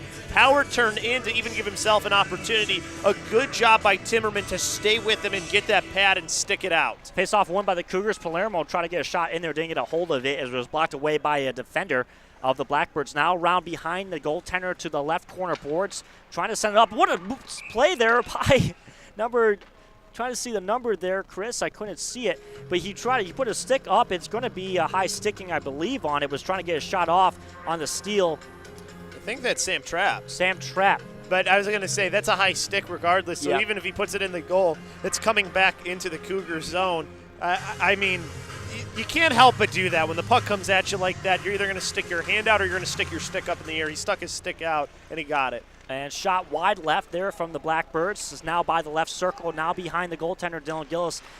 Palermo takes it behind it. He hit his skate on the goal. It could have hurt him there, but he gets right back up. Sent up and now shot on goal. Did not get a hold of that. He was looking for a slap shot of the Blackbirds. Now around to the left circle, taken away by the left corner boards. The Blackbirds have possession. They pass it around to the right half boards.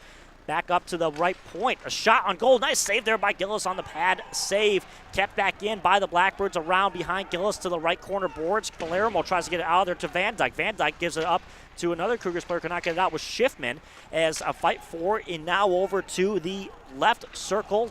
Sent back around by Trapp behind Gillis. Down to the right corner boards, back to the left corner boards. Cougars trying to get it out of here, kept in there, and then we have a good rush here, and a backhander could not get a hold of it, was Francesca as he takes it back out, taken away by the Cougars, trying to get out of the zone, kept in there by the Blackbirds. As the Cougars take possession now, they finally dump it out high to Van Dyke. Van Dyke might get it, and it's going to be offsides on Van Dyke. He crossed the blue line before that puck got over. Yeah, and because of where that pass was from, bring this back into the Cougars zone. When you look at it, Cody, this is where the Cougars were having issues before. You're starting to see time be spent in their defensive zone. That's because of the pressure being put on by the forecheck of the Illiana Blackbirds. They can't get that breakout pass crisp over to somebody to break out cleanly. So Anthony Diodana taken with Matt Olson. The faceoff won by the Blackbirds, taken around by the right corner boards. Fight for it on the right corner boards. Gavin Nickerson in there. Now Jonathan Dagnall in there. He's going to take it behind Dylan Gillis. Cannot get it possession of it. The Blackbirds keep it on the left circle. little shifty moves there is taken away now by Dagnall of the Cougars. He falls to the ice, that center ice in front of the player benches, gets it up to Lomberg. Jasper Lomberg holds it in, passes it over.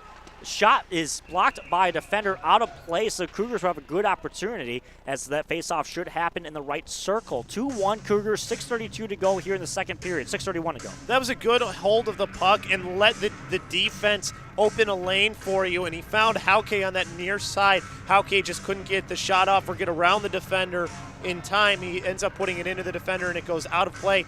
I don't know why this is out in the neutral zone. This should be inside the zone. It hit off of a player for the Illiana Blackbirds, and that's what you have Dagnall arguing with there. Nevertheless, there was a face-off outside the near dot and sent in by the Cougars. Could not get a shot on goal there. Taken away by the left corner boards. Now falling down, but the Blackbirds send it back in from the left point. Trying to get it out there. The Blackbirds taken away by Lomberg. Lomberg making some moves, trying to get it in now by the point over to Hunter Schiffman on the right point. Shot on goal, save there as they'll hold on to it, Joe Timmerman. Nice shot from Hunter Schiffman. He uses the player in front of him as a screen a little bit in Verlevide as the Cougars, they're trying to find some room to work with here now that they've gotten back into the zone. Defensively so far, Illiana has been pretty good on the Cougars and not allowing them to get too many opportunities onto their goalkeeper. Gavin Nickerson takes the face-off against Andre Ether, and Nickerson wins it back to Rayback. Rayback has a shot from the right circle. No good. Good save there now with the Blackbirds trying to get out of there. It's in the Cougars zone now. Going back to fight for it is Hunter Schiffman, who takes it behind Dylan Gillis. Now around the right half boards, trying to get it out of there. Kept in there by the Blackbirds. Gillis tries to catch that high looper. Kanakos behind him. Now by the left half boards, Cody Rayback in there, trying to get it out there. He does. Back taken away now by Stanlowski. Stanlowski tries to make a move at the same time he did last time, but he falls down on it and loses the puck on the turnover. Gavin Nickerson holds that in on the right half boards and sends it back to the right corner boards. Stanlowski back in there as he gets up from ice. Blackbirds do get it out of there into the neutral zone. Taken away by the Cougars, though, as they try to send it back up, and a little bit too much on that pass. Taken away by the Blackbirds. Now back into the Cougars zone. That's number 13 of the Cougars, Lockinen, taking it back by the right corner boards. Now Palermo in there as he tries to get it out of there. Lockinen making a fight for it. Gets it up to the right half boards is Stanlowski. Stanlowski pass over a little bit too far, but it's still taken away by Cody Rayback. Cody Rayback shot from the right circle and it almost went in as the goaltender moved away from the puck. But nonetheless, by the right corner boards, taken away by Gavin Nickerson, the wrister, and taken away on the glove save for Joe Timmerman. I don't think that's Timmerman anymore. They have in there now Alexander Meager. He's into the goal.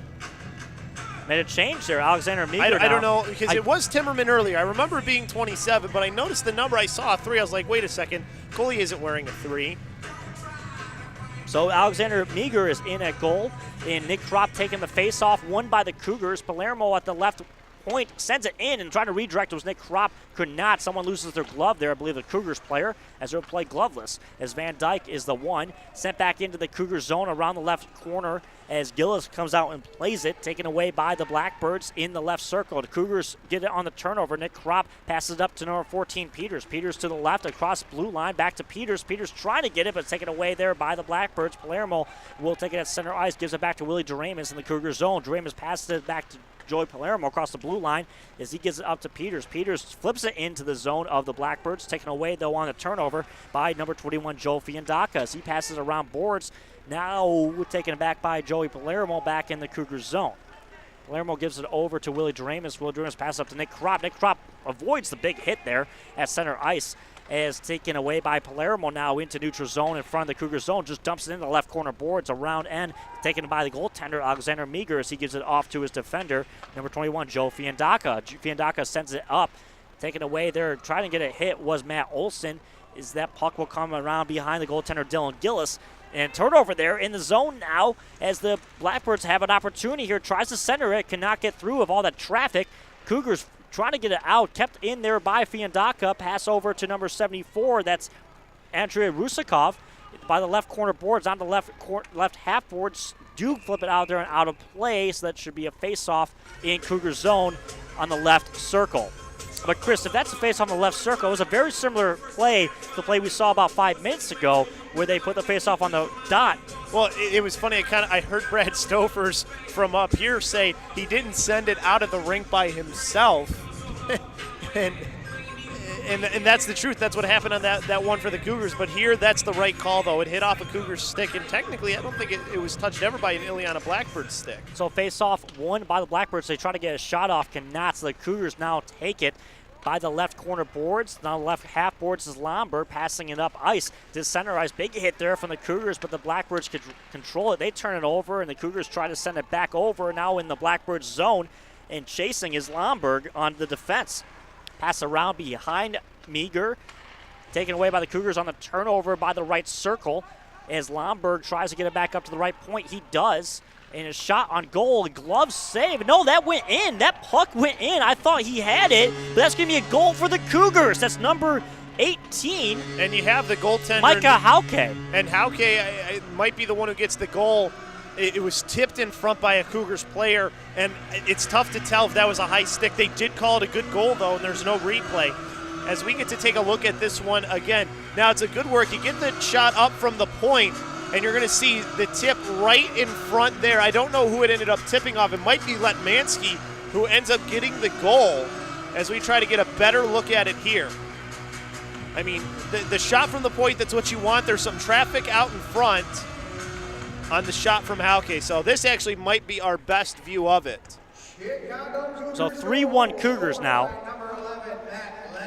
2:41 to go. Oh, yeah, that was Letmansky's goal. He touched it down, and that one actually might have been a high stick, but they don't have the replay like we do. Now Stanlowski on the rush, trying to get a shot off. He's been in there 3 times now on a one-on-one. Stanlowski keeps it at the left circle, trying to make some moves, pass it back out to the left point, over the right point. Hunter Schiffman sends it too high and too wide. Cody Rayback on the rebound, loses it. Blackbirds take over at center ice, trying to get it into the Cougars zone.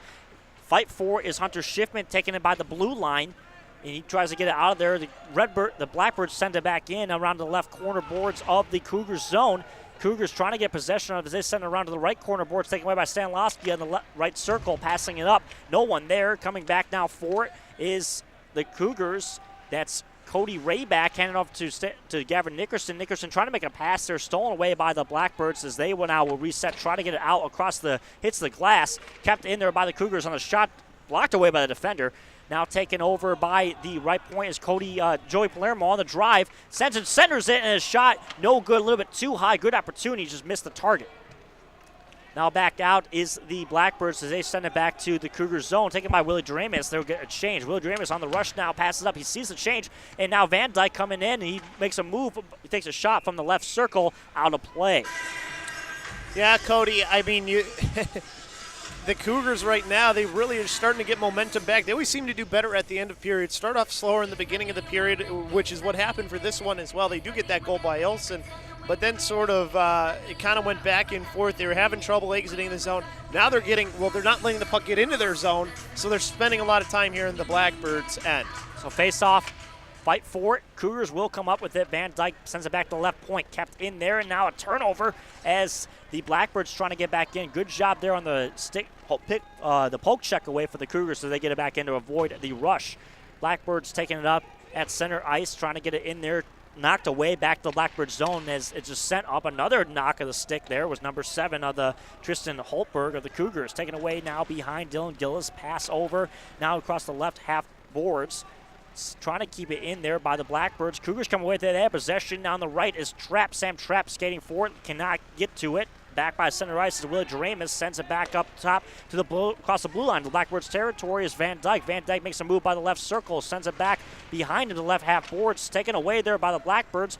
Loose puck by the left half boards. Sent back in the left corner boards. Coming around ice now behind the goaltender Megan. And a little fight for it. And that may be a penalty. Is no hand up there. So Cougars catch a break there on possible interference. This is sent back around. Kept in at the behind by Meager. As he gives it to his Blackbirds teammate, number 4 now at the center ice is Anthony Ursoli. He sends it back to the Cougars zone, taken away by Matt Olson behind Gillis. Spends it over, a big hit there. Matt Olson comes away with the loose puck, sends it around the left corner boards to the left half boards, taken away, and a shot on goal by Fandiga at the buzzer. That will do it here for the second period. Cougars up 3-1. 15 minutes to go 20 minutes to go for third period of hockey. Cougars up 3-1. Good period of hockey there as they scored 2 goals after the first period. And looked a lot better in that play. Cody Grant here back with you. Chris Labosco going down to talk with Brad Stofers. So check the reset now. 3-1 lead for the Cougars. They looked a lot more aggressive. They get that puck on net. They had another power play in there as they were not able to score in the power play. Good goal there by the shot that we thought may have been a high stick. It was not. So good period of hockey. After going down 1-0 at the start, it's good to see the Cougars come back and show the adversity. When I talked to Hunter Schiffman after his goal at the end of the first period, he said they came out a little flat, they came out a little slow. He said they're not worried about it. They'll get back into playing Chicago Cougar hockey. They certainly did. This team we've seen so far this season, they do get off to slow starts, but they do get better as the game goes along. It really speaks to the conditioning of this team and the tenacity and the chemistry as this team continues to play hard, even while making mistakes at the start. They don't get down on themselves. They continue to go forward. And just a little bit now, we're going to get Chris Labosco with Brad Stofers.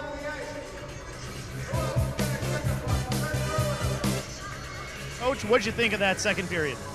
We got back a little bit to what we do, but we still have a lot to work on. We're not quite where we were 3, 4, 5 weeks ago when we were clicking on all cylinders. So it's better than the first period. That was not very good at all, I didn't think. So we're making progress, but at the same point, still it's very sleepy.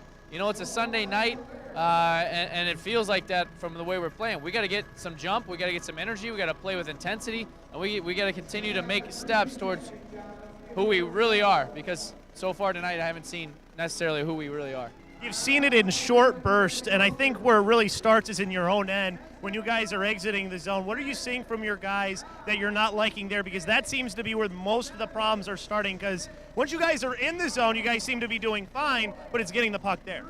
Yeah, they're doing some things to us, kind of trapping us, forcing us down, taking away our primary options. With their defensemen hanging up on our wingers on each side, both in the neutral zone and on the forecheck in our defensive zone. We just got to chip pucks and use our speed and go. We're a very skilled team, a very fast team. Right now we're kind of playing into their hands a little bit by not using our feet, chipping pucks by their guys and beating them with speed. So we need to do more of that, you know, and use our strengths, as opposed to right now we're just kind of letting them hold on to these guys and we're forcing turnovers and trying to be too cute. For the most part, defensively, they're pretty solid with their positioning in the right spots at most times. I mean, there's the goal by Hunter Schiffman. 3 guys are looking at Kropp, and he feeds the pass over. But when it's kind of a settled situation, they at least stay at home for the most part. So offensively, how are you guys attacking that? Yeah, I mean, they're keeping it simple, you know, staying in the middle of the ice and trying to take away our primary options, like I said earlier. We got to continue to chip pucks, play with our head up, make tape-to-tape plays. If it's not there, chip it off the glass and use our speed. You know, it's a simple game. That sounds very simple, but trying to get 17, 18, 19-year-old guys to buy into that, sometimes it's not always an easy tape-to-tape play. You got to play indirectly, and you got to do simple things as opposed to they want to be like Taze and Kane all the time. So keep it simple, and I mean, when they do that, that's where most of the goals have been happening too against these guys. Absolutely. All right, Coach, thank you. And Cody, back to you. Thank you so much, Chris. Great job on that, talking with Coach Brad Stofers. We're going to go to a short commercial break here as 3-1 Cougars after 2 periods of play. We'll be back in just a little bit. You're listening to SportsTownChicago.com.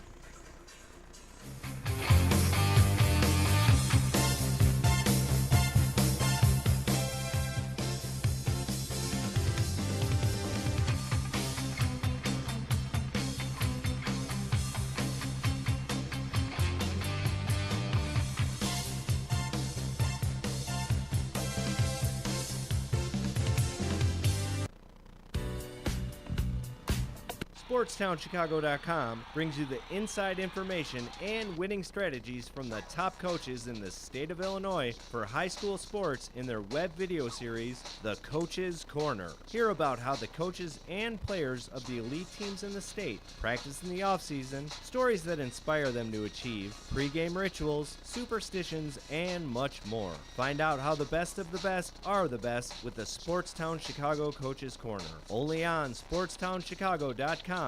In a league of our own.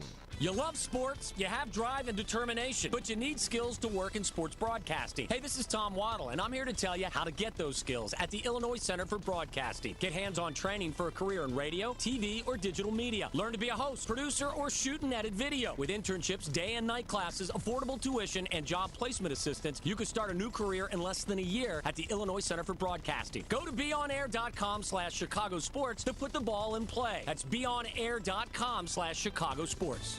Tony, say mama. Mama. Say dada. Dada. Say hi. Hi. Tony, say sportstownchicago.com. No. If you want to take SportsTownChicago.com with you, now you can. You can listen to your favorites from SportsTownChicago.com on your phone with the TuneIn the radio app. Just download the TuneIn radio app, search Sportstown Chicago, and enjoy the content you expect from Sportstown Chicago on the run. Now, wherever you go, you can be a part of SportsTownChicago.com. We're in a league of our own. Why are we so blessed? I think it's pretty obvious. SportsTownChicago.com. Are you a pro wrestling fan? MMA fan? If so, you need to check out the free downloadable podcast at SportsTownChicago.com. These podcasts feature current and former pro wrestlers, up-and-coming MMA fighters, and top MMA contributors from around the country. To listen and download these great podcasts for free, go to SportsTownChicago.com. Daddy, when you look at me, I could see your wheels turning. About what am I going to be when I grow up? A major league first baseman? Maybe a point guard for a national champion. The odds of a child becoming a professional athlete are 1 in 16,000. Far-fetched? Maybe. But did you know the odds of a child being diagnosed with autism are 1 in 166? That's right, 1 in 166. To learn the signs of autism, go to autismspeaks.org. Brought to you by Autism Speaks and the Ad Council.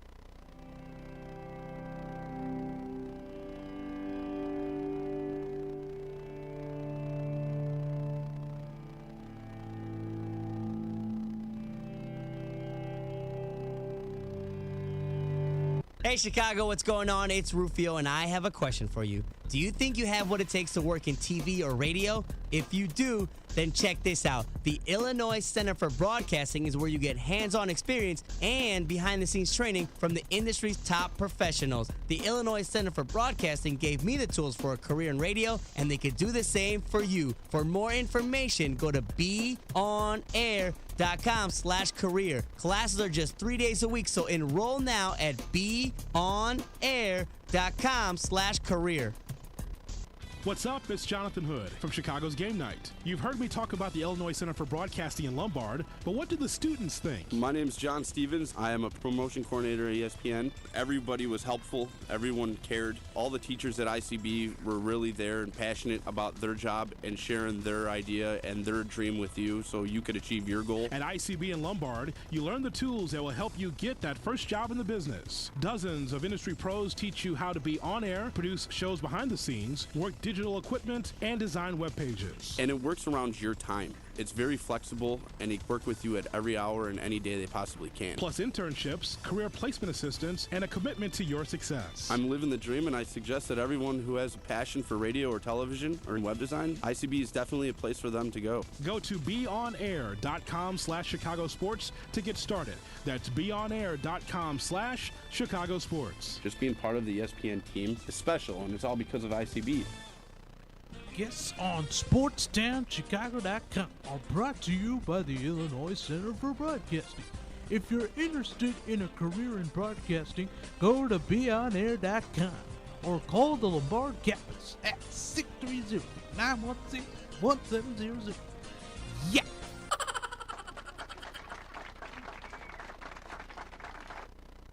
It is very much the school where you get out of it what you put into it. The Illinois Center for Broadcasting in Lombard gets results. My name is Misty Callahan, and I am a traffic reporter for Total Traffic and Weather Network. From being on air to the all-important behind the scenes. You're constantly doing projects, and it's like not just in class stuff, too. I mean, there are projects you have to do outside of class time as well as interning. The Illinois Center for Broadcasting Lombard campus is where you go if you're serious about a career in broadcasting. You had to come up with the show topics. You had to research the show topics, come up with talking points for your host. So it's not something that you just take a lackadaisical approach to. But if it's something that you really want to do, if you really want to be a reporter, if you really want to be on air, you really want to be a camera guy, then yeah, it's a program that'll at least give you the entry-level skills to help you get that first job in the business. I'm Jonathan Hood, instructor at Illinois Center for Broadcasting in Lombard, and I suggest that you find out more today by going to the website beonair.com/Chicago Sports. That's beonair.com/Chicago Sports. Hey Chicago, it's Rufio here. People always ask me how I got my start in radio, and I tell them I'm an Illinois Center for Broadcasting graduate. With the on-air and behind-the-scenes training I received, I was able to be placed in an internship at KISS FM, and now I'm on the air. So go to beonair.com/career for more information. Don't wait. Enroll now at beonair.com/career. It's time to kick off your career in radio or TV broadcasting. There's no better or faster way than the Illinois Center for Broadcasting. Check out our website at beonair.com/Lombard or call us at 630-916-1700 to set up a tour and see all the hands-on training you can receive. The best part of the program is the job placement department that will help you find your first job in broadcasting. Just listen to what some of our recent graduates have to say about the program. Cheryl Scott with NBC5. I think one of the most important things in the broadcasting industry really is getting a hands-on experience, and a lot of colleges and universities don't always offer that. Reach for, work for what you want to do, and stay extremely focused. And if you do that and stay positive, I think everything will fall into place. The Illinois Center for Broadcasting, where broadcasting careers begin.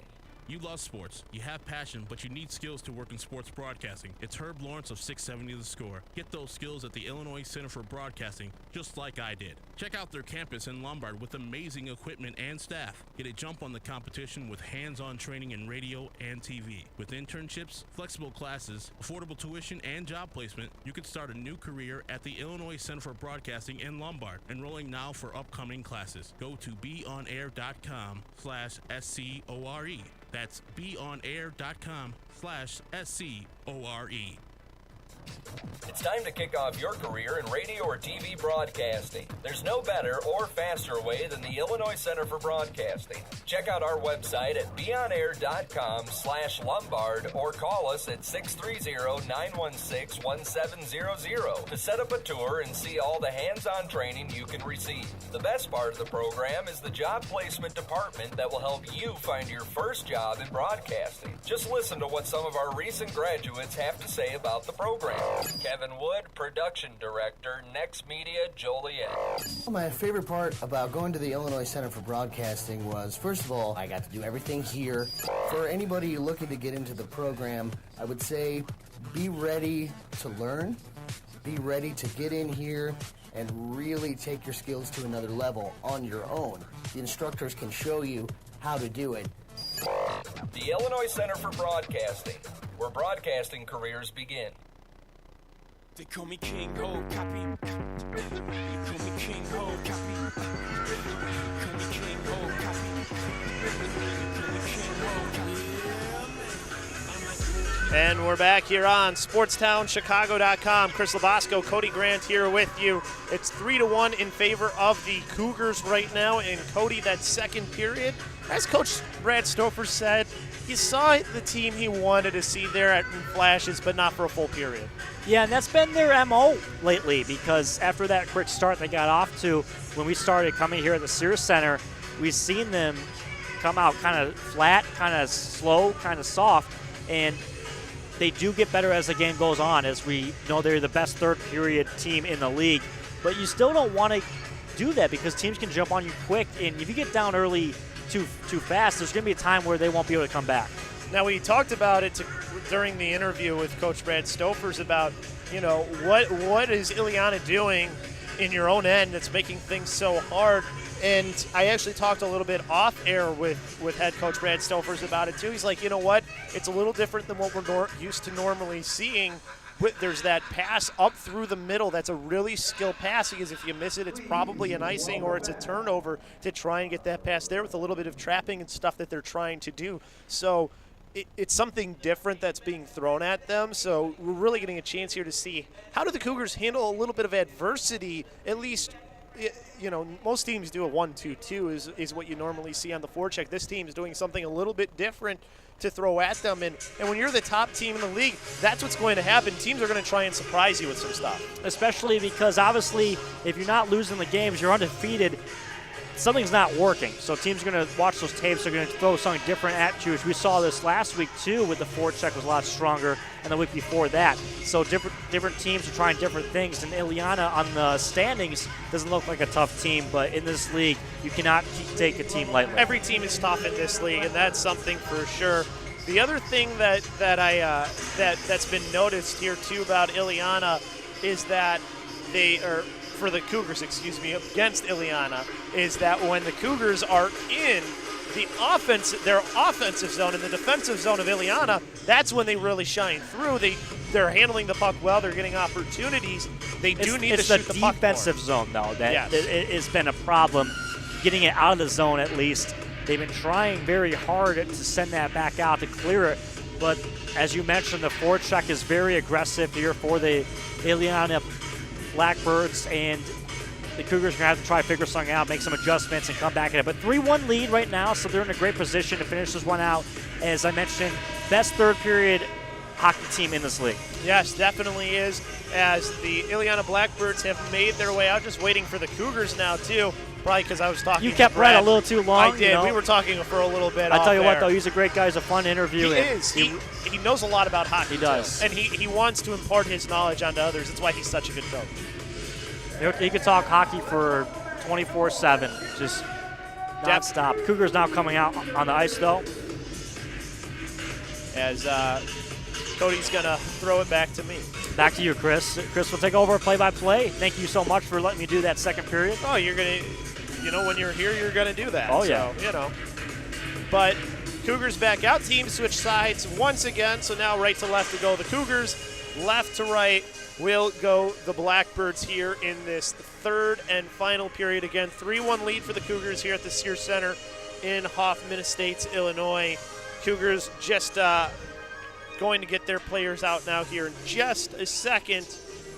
But really quick, Cody, what has to happen here in the third period for the Cougars to maintain the lead?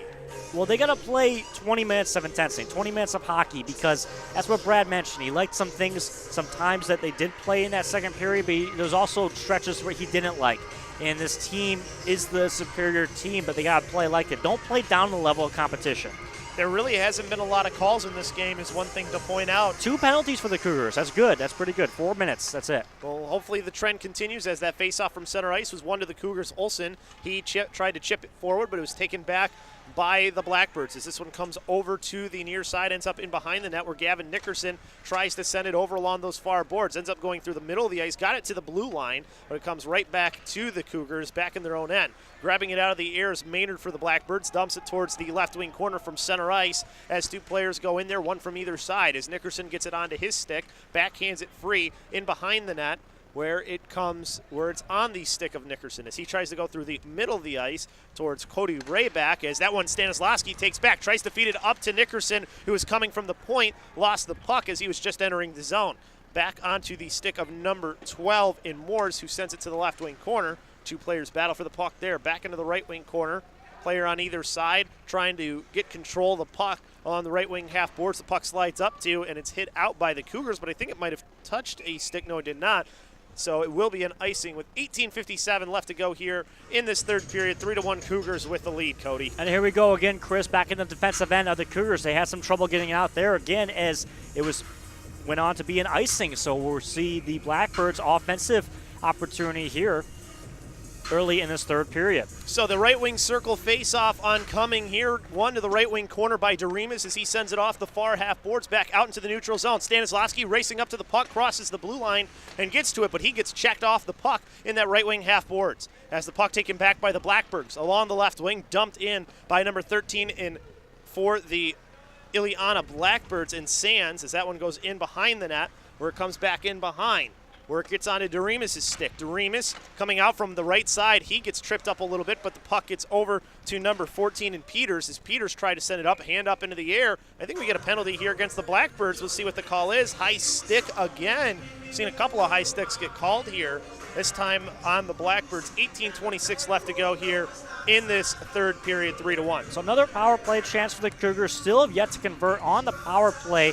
0 for 7 Friday. Now 0 for 1 going for their second power play here.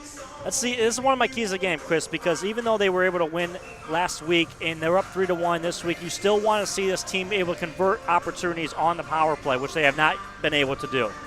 As the face-off from the right wing circle, one up towards the point, comes over to the near side of Palermo as he'll go back up to the point to Doremus. Doremus back to the right wing half boards, fed into the right circle for a shot, save made, rebound opportunity by Palermo, and that one grabbed out of the air by the goalkeeper in number 31 in Mager, and he covers it up for a right wing circle face-off. Good save on the rebound there. A minute 41 left to go in this power play. 18:14 left to go, or 18:08 left to go in this third period. One more look at this, Chris. They had a great opportunity to score here as it was sent in. Watch the movement, what they're doing for those defenders of the Blackbirds, just moving them around the ice. And there's Palermo on the back end on the rebound. Had a great opportunity, just couldn't get it high enough over the goaltender. As this faceoff was won and cleared out by the Illiana Blackbirds, goes in behind the net, where the puck is controlled by the Cougars once again. Pass over to the near side. Palermo streaking up along the left wing. Chases the puck in after as it goes in behind the net. Comes down into the right wing corner. Chips back in behind. Palermo tries to get control of it. That puck was a bit on edge as it goes back in behind. Now up to the right point. Cougars with control. Doremus passes into the left circle. Palermo with the shot there. Rebound off the pad. Save. Comes back up to the right point to Doremus. Back to the right wing half boards and sent back down to the right wing corner. As this one fed across for the top of the left circle shot from Palermo that goes up into the glass. Right wing half boards. Dagnall with the puck on his stick as he goes away from pressure. Two players coming towards him. Now three. If he made that pass off, there's going to be somebody open. He just mishandled the puck. Dagnall trying to do a little bit too much there. I think he held that puck just a little bit too long. Good idea to try to draw some defenders in and get it out. Willie Doremus enters the zone, has it down in the left wing corner. He gets checked there. Coming to help him out is his teammate and Cody Rayback. Rayback up to the left point to Hunter Schiffman, over towards the top of the right circle where his team still controls. Right wing half boards, pulling it off and coming in towards the slot was Rayback as he got lifted there. No hand in the air as this one will go back down towards the left wing corner. And I saw you pointing at something, Cody. Yeah, I thought maybe a penalty call on that. I think it was a good no call, but what I saw really quick from our vantage point, I thought maybe it might be a hooking call. Either way, this one sent over to the near side onto the Cougars' Olsen stick as he makes the pass up along the near side. Rayback now gives it off to Stanislawski. Left circle, Stanislawski shoots, and that one goes somewhere into the goalkeeper who made the save. He has no idea where. And Alexander Meager, as that'll be a left wing circle face off with 16:34 left to go. Hey, Chris, it seems like some of these shots are just setting at the goal. I think they had to find a better spot to place it. Stanislawski had a great opportunity there, but it was right in the chest of Meager. As this face-off, one for a quick shot from Cody Rayback, and Meager grabs with the glove. More like that, though. Right, and we'll do that face-off all over again. Saw Cody Rayback sent that to the glove side. Good save there by Meager. Quick reaction right off the face-off. Cougars like to do that. They like to get shots right off the face-off and send it. And something that Coach Stouffer said, more shots, more shots. As this one comes back over to the far side, the Blackbirds with control. We're back to 5-on-5 hockey now, as up through the middle of the ice, Olsen makes the pass to Stanislawski as he circles back around in his own end as a player coming towards him. Go over to the far side with the pass, and along the right wing, the Cougars start up ice, but turnover on that pass as the Keller takes it over for the Blackbirds. Pass comes in towards the middle, and Hunter Schiffman will take it back for the Cougars as he dumps it in behind the net. Two players go and meet up. Stanislawski trying to free the puck up off the end boards. Keller comes in and helps out and backhands this one over to the near side towards Ethers. That one kept in at the left point by Lomberg as it goes off the end boards, where the Illiana Blackbirds try and get it out of their own end, having a little bit of trouble as it's turned over to the Cougars as it's onto the stick of Kropp. Kropp down to the left wing corner. pokes it free to one of his players as this comes back up to the left point for Lomberg. As he sends a shot, nobody could tip it in front in the slot as it goes off the far half boards. Cougars holding this one in the zone before the Blackbirds take it back on the stick of Jordan Keller. As he sends it over to the far side, backhanded forward into the zone by Peters, but ends up, that almost, luckily for the Blackbirds, is they had just finished their switch as that touched the player who was just coming onto the ice, as this one ends up in behind the net of the Cougars, as Lomberg will send it back over towards the end boards and in behind. Now to the right wing corner, back to Lomberg, goes cross ice with his pass as it hits off of a stick and comes right to number 20 in Fay. As Fay tried to send it up along those far boards in front of the benches, where it comes back to the Chicago Cougars.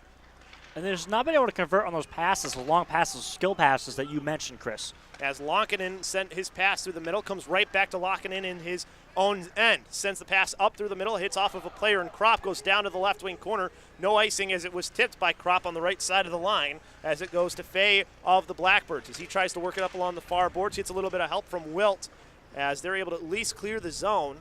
Cougars making a change on their back end as this one goes right towards Gillis. Olsen will send the pass over to the far side. Pace seems to have slowed down a little bit here as this is on the stick with Jonathan Dagnall on the right wing. He dumps it down towards the right wing corner, chases it after himself, where he frees the puck up on a hit towards Lomberg, but it bounces off his stick, comes right back to the Blackbirds, who send it up along the far half boards. Back onto the stick for a shot that goes into the left wing corner, and now up for a shot from the left point from Olsen, hits off a player in front, backhanded back in towards the left circle towards Letmansky. Letmansky in behind the net. He gets checked off the puck nicely there as that one hits off the glass and goes out of play. As that was tipped is the call, so it'll be a left wing circle inside of the Illiana Blackbird zone. Adding to your point, Chris, this pace does seem to have slowed down a little bit here in the third period. It was playing a lot faster in the second period. Of course, the first period got to a very slow pace. But I like the way what the Cougars are doing. They've got the power play. They had about 4 shots on goal during that power play, so doing exactly what Brad wants them to do. 13:48 left to go here in this third period. 3-1 Cougars. There's a quick shot from the top of the left circle that's sent wide on the shot from Jesper Lomberg. Goes back to the left wing corner where the Blackbirds take this one back. Chipping it off the boards to himself is Krolak. As he gets it there, sends a pass in towards the middles. That hit off a player. Gillis with a save with the pad that sends it into the left wing half boards. I don't even know how he got over there in time. Left wing corner, the puck comes free right to a Cougars player. This comes back over to the near side. Just a little bit out of the reach to Letmansky, but he gets in the left circle. Feeds a pass in towards the slot, but couldn't get his stick on it. It was Jesper Lomberg as this goes to the right wing half boards. Back in the right wing half boards, Hunter Schiffman will send it down as he had pinched from his defensive spot as from behind his own net along the right wing, skating up with the puck before dropping it off was Bethia as this one goes back towards the left wing corner as the Blackbirds make a few changes now. Right wing corner, pass comes to Letmansky for the Cougars, and that one touched off of him and was almost turned over right onto the stick of Patrick Haw, but that puck was a little bit on edge as this one comes back over to the far side in front of the Cougars bench where a player who's just getting on in the same trap tries to play the puck. But the Blackbirds trying to hold on to it in front of their own bench, bounces towards the Cougars bench now and into the Cougars zone where I don't know why he didn't play. It was Palermo. It was a little bit of confusion, but now he gets it behind his own net. Yeah, I think he thought Schiffman was going to take that one. Palermo now streaking up along the left wing into the Blackbird zone. Try to go into the slot, put a hit on a player who's trying to hit him. As this comes the left wing half boards for Van Dyke. Shot from the left wing half boards, sticked into the left wing corner by the goalkeeper and Mager as the Cougars still with control. Pass up to the point for a shot that hits off a leg from Palermo and then is grabbed by the goalkeeper and Mager as he was able to get that one through the traffic for the right wing circle face-off. 12:05 left to go here in the third period. 3-1 Cougars with the lead. This is the Cougars period, Chris. We've seen it all season long. And this is where they score their most goals, the more shots on goal. And they've had a lot of great opportunities here. They've been controlling possession, keeping it in the Blackbird zone. They seem to be doing a better job of exiting the zone, too, which is something we talked about with Brad Stofers. This is the Remus that shot from the left point, goes into the right wing corner as the Blackbirds take the puck back. Sending it over to the near side was Maynard as this one gets over to number 72 in Vervelide. As he tried to get it out, can't do so. 2 players on either side try to take control of the puck as it's onto the stick of Keller. Keller through the middle of the ice makes a pass to center ice and then backhanded into the zone by Ehlers to the left wing corner where the Cougars take it back. as the Cougars have it towards that right wing corner. It was Palermo, but it's taken away from him as a blind backhander goes right back to the Cougars as they start up ice here on a counter. Doremus along the left wing gets around one player, sends a pass over for the shot and just somehow couldn't get it on net. It was the player on the far side for the Cougars in Stanislawski. I don't know how he didn't get that one on net. He had all of the net to shoot at, as down and out was the goalkeeper and Alexander Mager. Great opportunity there, just unfortunately couldn't convert. 11:05 left to go here in the third period. This puck bouncing in towards center ice as it's on the stick of Nickerson. Nice breakout pass to Letmansky, who crosses the blue line, sends it towards the net, stick to the right wing corner by the goaltender and Mager, as this one sticked out of the air by Dagnall. Dagnall around one, bottom of the right circle, takes it in behind the net. Left wing corner, still on the Cougars stick. Up to Olsen at the left point, sends a shot in, gets a tip in front. Pad save made, Mager. Another save made by Mager as that one goes in behind. And now to the right point, Cougars still with control. Shot from there, that goes wide of the net into the left wing half boards, off the left wing corner boards, and back out into the neutral zone where the Blackbirds take it back. Unfortunately, the other Cougars couldn't score there either, but I like the aggression. I like the intensity of sending that puck at the net. As Dagnall chips it off the far boards where his bench is, gives it off to Van Dyke. Van Dyke into the right circle, looking for the pass in towards the slot. Diving player made the save, and then that gets to Dagnall, who puts it in for the goal and makes it 4-1 Chicago Cougars as that one bounced right to him. I got to see that one again. It looked like they were going to be able to stop that puck. Ends up in the back. Yeah, check this out. There's Dagnall getting it up ice to Van Dyke. Van Dyke gets in the neutral ice. Stop it right there. You have three Cougars players around. The diving save there by the defender. Now go with it. And he gets by him and into it, and then another on the rebound was Van Dyke. So that's what you saw there. It was actually Van Dyke. I thought it was Dagnall. It was tough to tell because the player was down. I didn't see whose stick touched it. So it was Van Dyke on the goal. 9:39 left to go here in this third period. 4-1 Cougars with the lead. So this one comes over to the far side on a Hunter Schiffman's stick. Back over now to the near side to Lockinen as he goes through cross ice. Tipped off of Peters into the zone to the right wing corner. Illiana taking it back. It's Bafia. He gets checked off by Peters. This puck sent towards the slot from Peters. It gets onto the stick of Palermo, and then he gets taken down as the puck comes back over to the near side.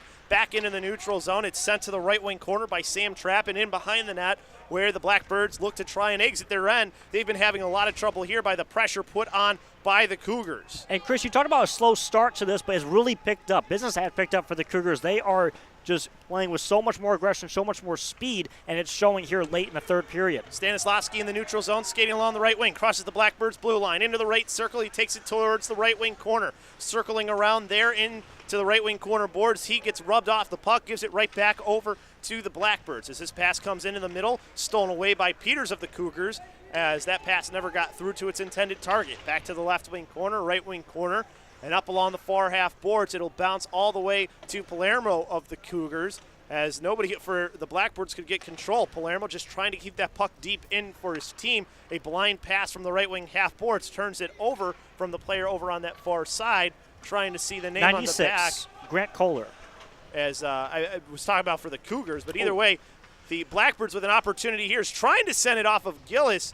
Was the player in behind the net, number 72, in Jack Vervlide, as he had almost an opportunity to throw it off him into the net. What can I say about Dylan Gillis here these last two periods? The first period, he didn't play very well. He made some crucial mistakes. It only cost him one goal, but he's been standing on his head the last two periods, making some great saves.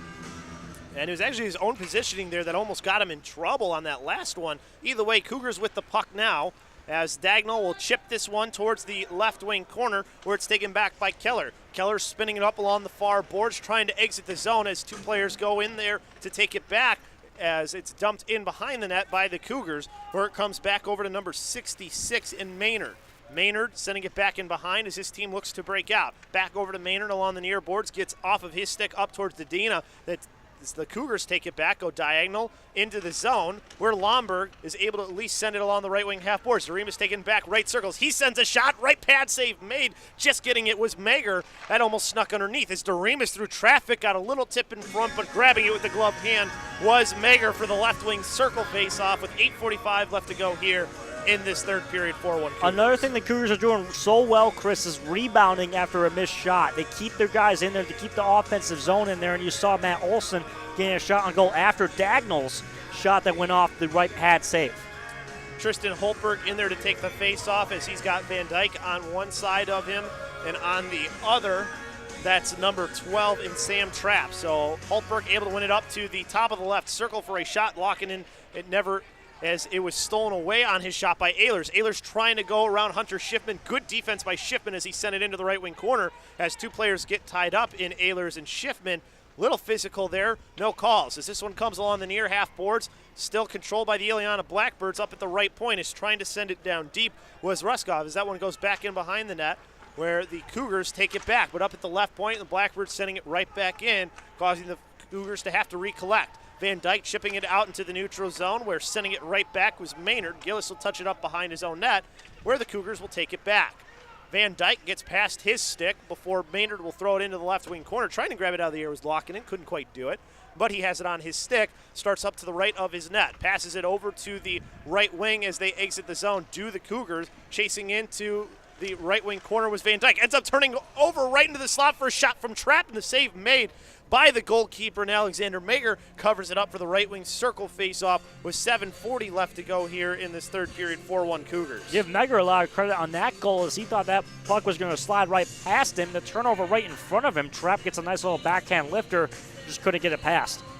So right wing circle face-off here for the Cougars inside the Blackbird zone, but the Blackbirds will win the puck as it's Bafia sending it over towards the near side. Doremus holding it on the left point for the Cougars, gives it to Cody Rayback left circle as he's got a player on his back, gets it to Stanislavski. Good poke check to free that puck up though from number 13 for the Blackbirds in Sands, as that would have been a goal. Shot from the point now for the Cougars, the save made off that one that slap shot from Palermo at the point. Right wing circle face-off with 6:44 left to go. 4-1 Cougars. And I mentioned here, I'm going to say it one more time, slow pace to start, but they've really turned it up. Another shot, slap shot there by Palermo from the point, and the Cougars continue to keep it in the Blackbird zone. Great possession time here in the third period for them. Mager, the face-off to Mager's left as there's a shot from the right circle.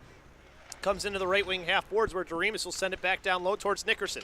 Nickerson along the end boards it towards the right wing corner.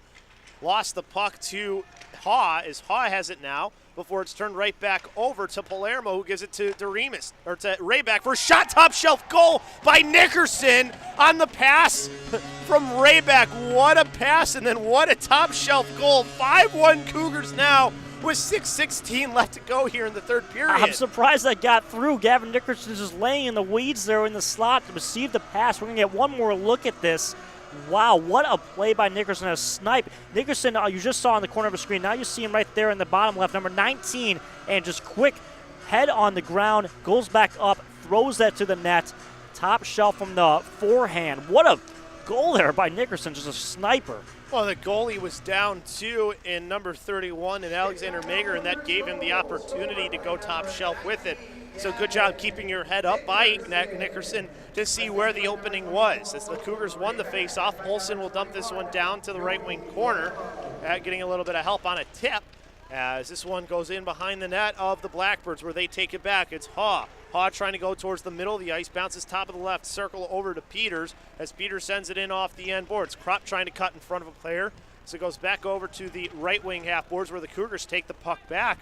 The possession time here heavily in favor of the Cougars, Cody, and this is the Cougars team that I think Brad Stofferts wants to see. He wants to see this 60 minutes of the game, though, not just 20. But nonetheless, up 4-1 here, doing a great job here in this third period. As they still have control, do the Cougars before a turnover causes it to go to the Blackbirds captain and number 20 in Fay. As Fay tries to dump this one into the left wing corner, bounces actually to the left wing half boards now. As Peters in there trying to take it for the Cougars, frees up to Dagnall. As Dagnall through the middle of the ice, has it at center ice, able to get the pass off before he lost his edge over to Letmansky. Letmansky, a nice move to get around one, but the check took him out, and we get a whistle here. We're going to have a player go to the box for the Blackbirds for a trip.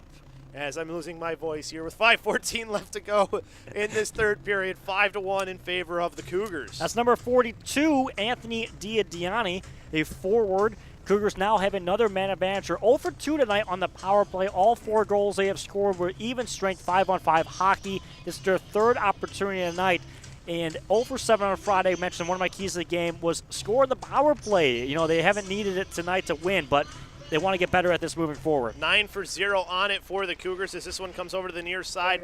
They had the control of the faceoff for a moment, but the Cougars forwards able to take the puck and clear it down. So they'll have to start from their own, the Blackbirds forwards clear it down. Cougars will have to start from their own end. Skating off along the right wing are the Cougars. Pass back to the D, and now in towards the middle. It goes right to Lockinen. He sends it to the right wing half boards to number 23 in Lomberg. Lomberg behind the net of the Blackbirds comes over to the near side where Stanislawski tries to send it deep, but it comes right to the player in Keller who will clear it down, where it'll go right to the goaltender Gillis, who will slow it down and allow his team to try and reset. 1 minute, 18 seconds and counting left on the power play here. As this comes to the near side to Lockinen, as Lockinen will dump it down to the right wing corner, but touching it first was the goalkeeper in behind the net, Mager, but it comes up to the right point now to Doremus. Doremus back to the right wing half boards, back down low. Cougars with control of the puck here. Back up to Doremus as he looks, goes back over to the right wing half boards and back down low. Whiffing on that pass, though, is the player there in behind, trying to see the number that looks to be Letmansky. Either way, this comes back up to the left point on Lomberg's stick. Lomberg feeding it in for Letmansky. Letmansky try to get a pass off. Doremus holds it in at the right point, chips it back down in low, as I have a player making a change on the back end for the Cougars, as there's a hit that almost frees the puck up. Cougars still keeping control of it. Now they turn it over to the Blackbirds and try to send it up through the middle of the ice. Doesn't get down, but there's only 30 seconds left here, 28 now, as it's on to the stick of Doremus. Doremus along the left wing goes around one player, lost it off his stick for a moment before he gets Cody Rapeback, gets it into the right circle for a pass, then feed it over to Stanislawski, who couldn't finish the puck off. Back up to Doremus, who goes up to the right point. Quick pass over to Stanislawski. He's into the slot, passes it right circle. As there's a shot, save was made by Mager. I think it might have hit off his mask as this goes to the left wing corner. As the penalty is expiring now, as this pass goes towards the slot for Rabeck, but it's out of his reach, as now trying to go on a counter are the Blackbirds. Good job sealing off the player there by the Cougars forward. I think that was Lomberg, as skating up through and around one and getting into the slot, backhanded shot, save made, and then the turnaround shot from Gavin Nickerson goes wide. He wanted to get another goal as this one goes into the right wing half boards. Mager said no on that first opportunity he had. Nickerson took on 3 defenders. The Blackbirds got past all 3 of them with his speed. Over on that far side, couple players for the Cougars trying to keep control of the puck. Doremus uses his hand, ends up sending it right to a player of the Blackbirds, who takes a shot, and Gillis makes the save. He sent it right to Jack Krolak, who loaded up and took a shot that Gillis had actually, it bounced out of his glove into the air for a second, but he grabbed it out of the air. 2:34 left to go here in this third period. 5-1 Cougars. You can pretty much chalk this game up, but you still want to see this team continue to compete the way they have been here in this third period. So the face-off to the right of Gillis, one up to the left point for a shot that Gillis doesn't have to make a save on as it goes to the right wing corner where the Cougars take it back. Bounces off a stanchion, funny, turned over in towards the slot where it gets to a player for the Blackbirds. His stick gets tied, tries to kick it to his stick with Sands as it goes back in behind the net. Left wing corner, Blackbird still with control, loading up from the top of the left circle, and making the save there was Gillis again off of some traffic in front. Hand up into the air here as we get the whistle and a little bit extracurriculars. Saw the official on your screen there to skate as fast. I've never seen an official skate that fast over to just break them up. Coming up the ice now, number 13. I was going to say it always depends on the intensity of a game. As going into the box, Isaiah Sands. Is Sands. Yep. He gets called for that slash. So 2:08 up on the board. That means he'll have 8 seconds of 5-on-5 left here unless the Cougars score before the power play is up. 0 for 10 now, their last 10 opportunities on the power play. You'd like to see them get one more goal just on the power play. Right wing circle face-off goes into the right wing corner, now in behind the net where the Blackbirds have it and send it down deep where Gillis will stop the puck in behind his own net. Picking it up there is Willie Doremus as Doremus skates over to the far side. Pass back cross ice over to Cody Rabeck. Through the middle of the ice, he crosses the Blackbirds' blue line, takes it into the right circle, sends it up towards the right point. Has 2 players there for the Blackbirds trying to take that puck, and they send it in towards the middle to number 12 in Moores. Moores able to dump this one down in behind, where Gillis will slow it down there. Minute and 25 left on the power play for the Blackbirds now.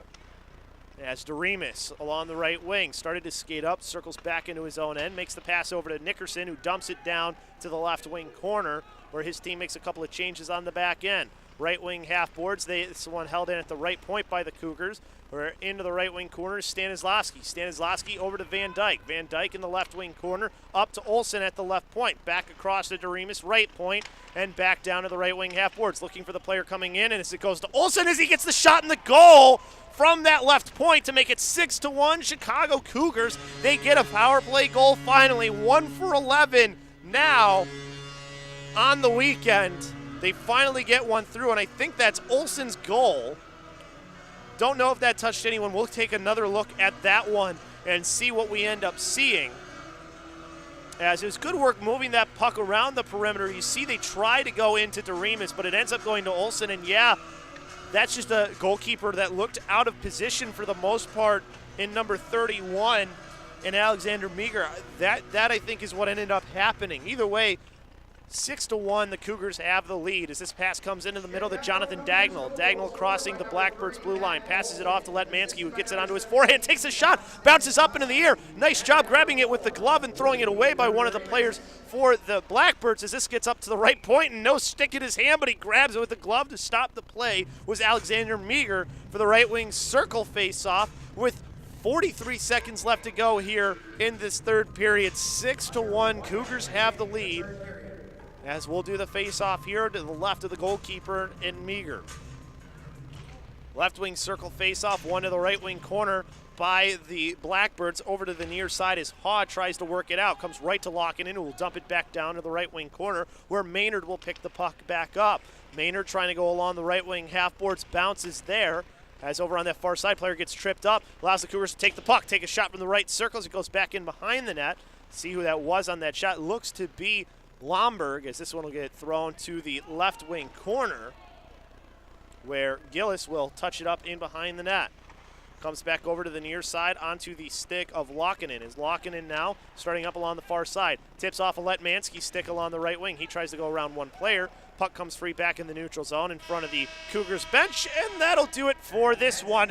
It's a 6-1 win for the Chicago Cougars against the Illiana Blackbirds. In this one, they move to 15-0 now on the season, still undefeated. It's been a really good season for the Cougars up until this point. I mean, staying undefeated for so long, but now the next couple games, they have one of their biggest challenges that they'll have throughout the season, the Dells Ducks. The other team owned by the owner here in John Schwartz, too, of the Chicago Cougars. So that's always an interesting matchup, but they played them over at the Dells home arena. Now they'll play them here at the Sears Center this coming weekend as they get ready to salute the fans, do the Chicago Cougars, as they put on another good show for their home crowd. Looking up on the board, that says 37-13. It says fouls, but I'm pretty sure that's supposed to be shots. So 37 shots on goal. Not as many as we've seen the Cougars have in some other games. That's still a lot of shots. That's what you want to have. You want to have about, ideally, 40, 50 shots if they're good. That's what you'd love to have. So a good game for the Cougars here. Again, the stars being announced now. One goal, number 2, Hunter Schiffman. First star of the game, Hunter Schiffman, just announced, who Cody Grant talked to earlier. Second star with 1 goal and 1 assist, number 3, Matt Olsen. Matt Olsen, who had that late goal. The number 2 star. First star with 1 goal and 2 assists, number 20, Andrew Van Dyke. So there you hear it, the stars of the game. Van Dyke gets the number 1 star, and I believe that's who Cody's going to end up talking to here as he is down at ice level with Van Dyke. So we will go to Cody here in just a second. So now to Cody we go. Thank you so much, Chris. How about that third period, Andrew? I mean, unbelievable. You got the first start of the game, but it's more about the team. And you guys, 3 goals in the third period after a slow start in the first. The second period, a little bit better. What did you do differently? More aggression, or was it just better execution? It was definitely more aggression. We started moving our feet more, chipping pucks past the defensemen because we had more speed in their team. That's all we had to do. And talk about just the chemistry of this team, and you guys continue to fight, getting down early 1-0, but finding ways to score, finding ways to get your team again. You had the 2 assists tonight. Yeah, we were mixing the lines up all in the beginning of the year, and we got players from all over. We got the right players together on the right line. It just gels. It's crazy. Great job tonight, Andrew. Have fun with your team. Back to you, Chris. All right, thank you, Cody, as it's been a fun one to watch for these Cougars again. I mean, I know that Brad Stofers probably still isn't happy with the way the game went for, especially in the first 2 periods, but I think he's going to be happy about that 3rd period. That's more of the team that he wants to see. Moving forward, though, you've got to keep that for 60 minutes. That's going to be one of the biggest things, especially going into a team in the Dells Ducks who they only have 2 losses on the season. And for those of you who aren't sure who those 2 losses are to, it's to the Chicago Cougars. So you know they're going to have a chip on their shoulders coming into the Cougars home building, wanting to put on a show for their fans and upset the Cougars here and give them their first losses of the season. So it's going to be a very important week for the Cougars leading up to those games. We'll take a timeout, and we'll have our final post-game thoughts with Cody Grant here on SportsTownChicago.com.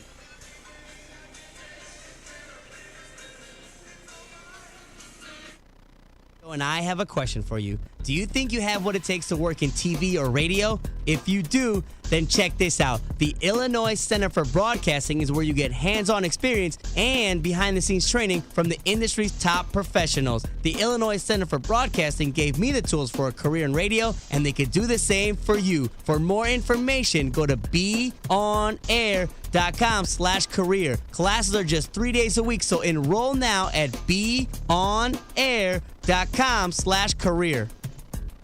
What's up? It's Jonathan Hood from Chicago's Game Night. You've heard me talk about the Illinois Center for Broadcasting in Lombard, but what do the students think? My name's John Stevens. I am a promotion coordinator at ESPN. Everybody was helpful. Everyone cared. All the teachers at ICB were really there and passionate about their job and sharing their idea and their dream with you so you could achieve your goal. At ICB in Lombard, you learn the tools that will help you get that first job in the business. Dozens of industry pros teach you how to be on air, produce shows behind the scenes, work digital equipment, and design web pages. And it works around your time. It's very flexible, and they work with you at every hour and any day they possibly can. Plus internships, career placement assistance, and a commitment to your success. I'm living the dream, and I suggest that everyone who has a passion for radio or television or web design, ICB is definitely a place for them to go. Go to beonair.com/Chicago Sports to get started. That's beonair.com/Chicago Sports. Just being part of the ESPN team is special, and it's all because of ICB.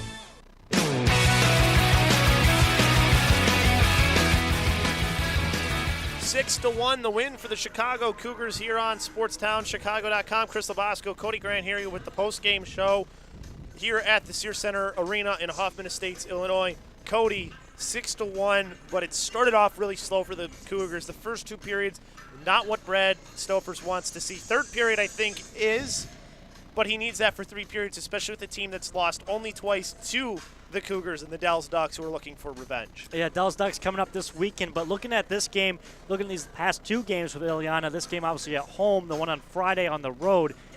Tonight, got down early, got down 1-0, and you mentioned the 3rd period, Chris, it did look very good. The Cougars finally played Cougar brand hockey, but what Brad Stofers is looking for is for this team to can do that throughout the entire game of play, and they didn't do that tonight. Now they do come out on the scoreboard 6-1, but when they go against these tougher teams like the Dells Ducks coming up next, they have 2 games here at Sears Center, Hoffman Estates. So actually the one on Halloween has been moved, but technically still a home game. It just won't be at the Sears Center, but that team is going to be tough. They're going to be ready, and they already lost to the Cougars so far this season. Right, they've lost.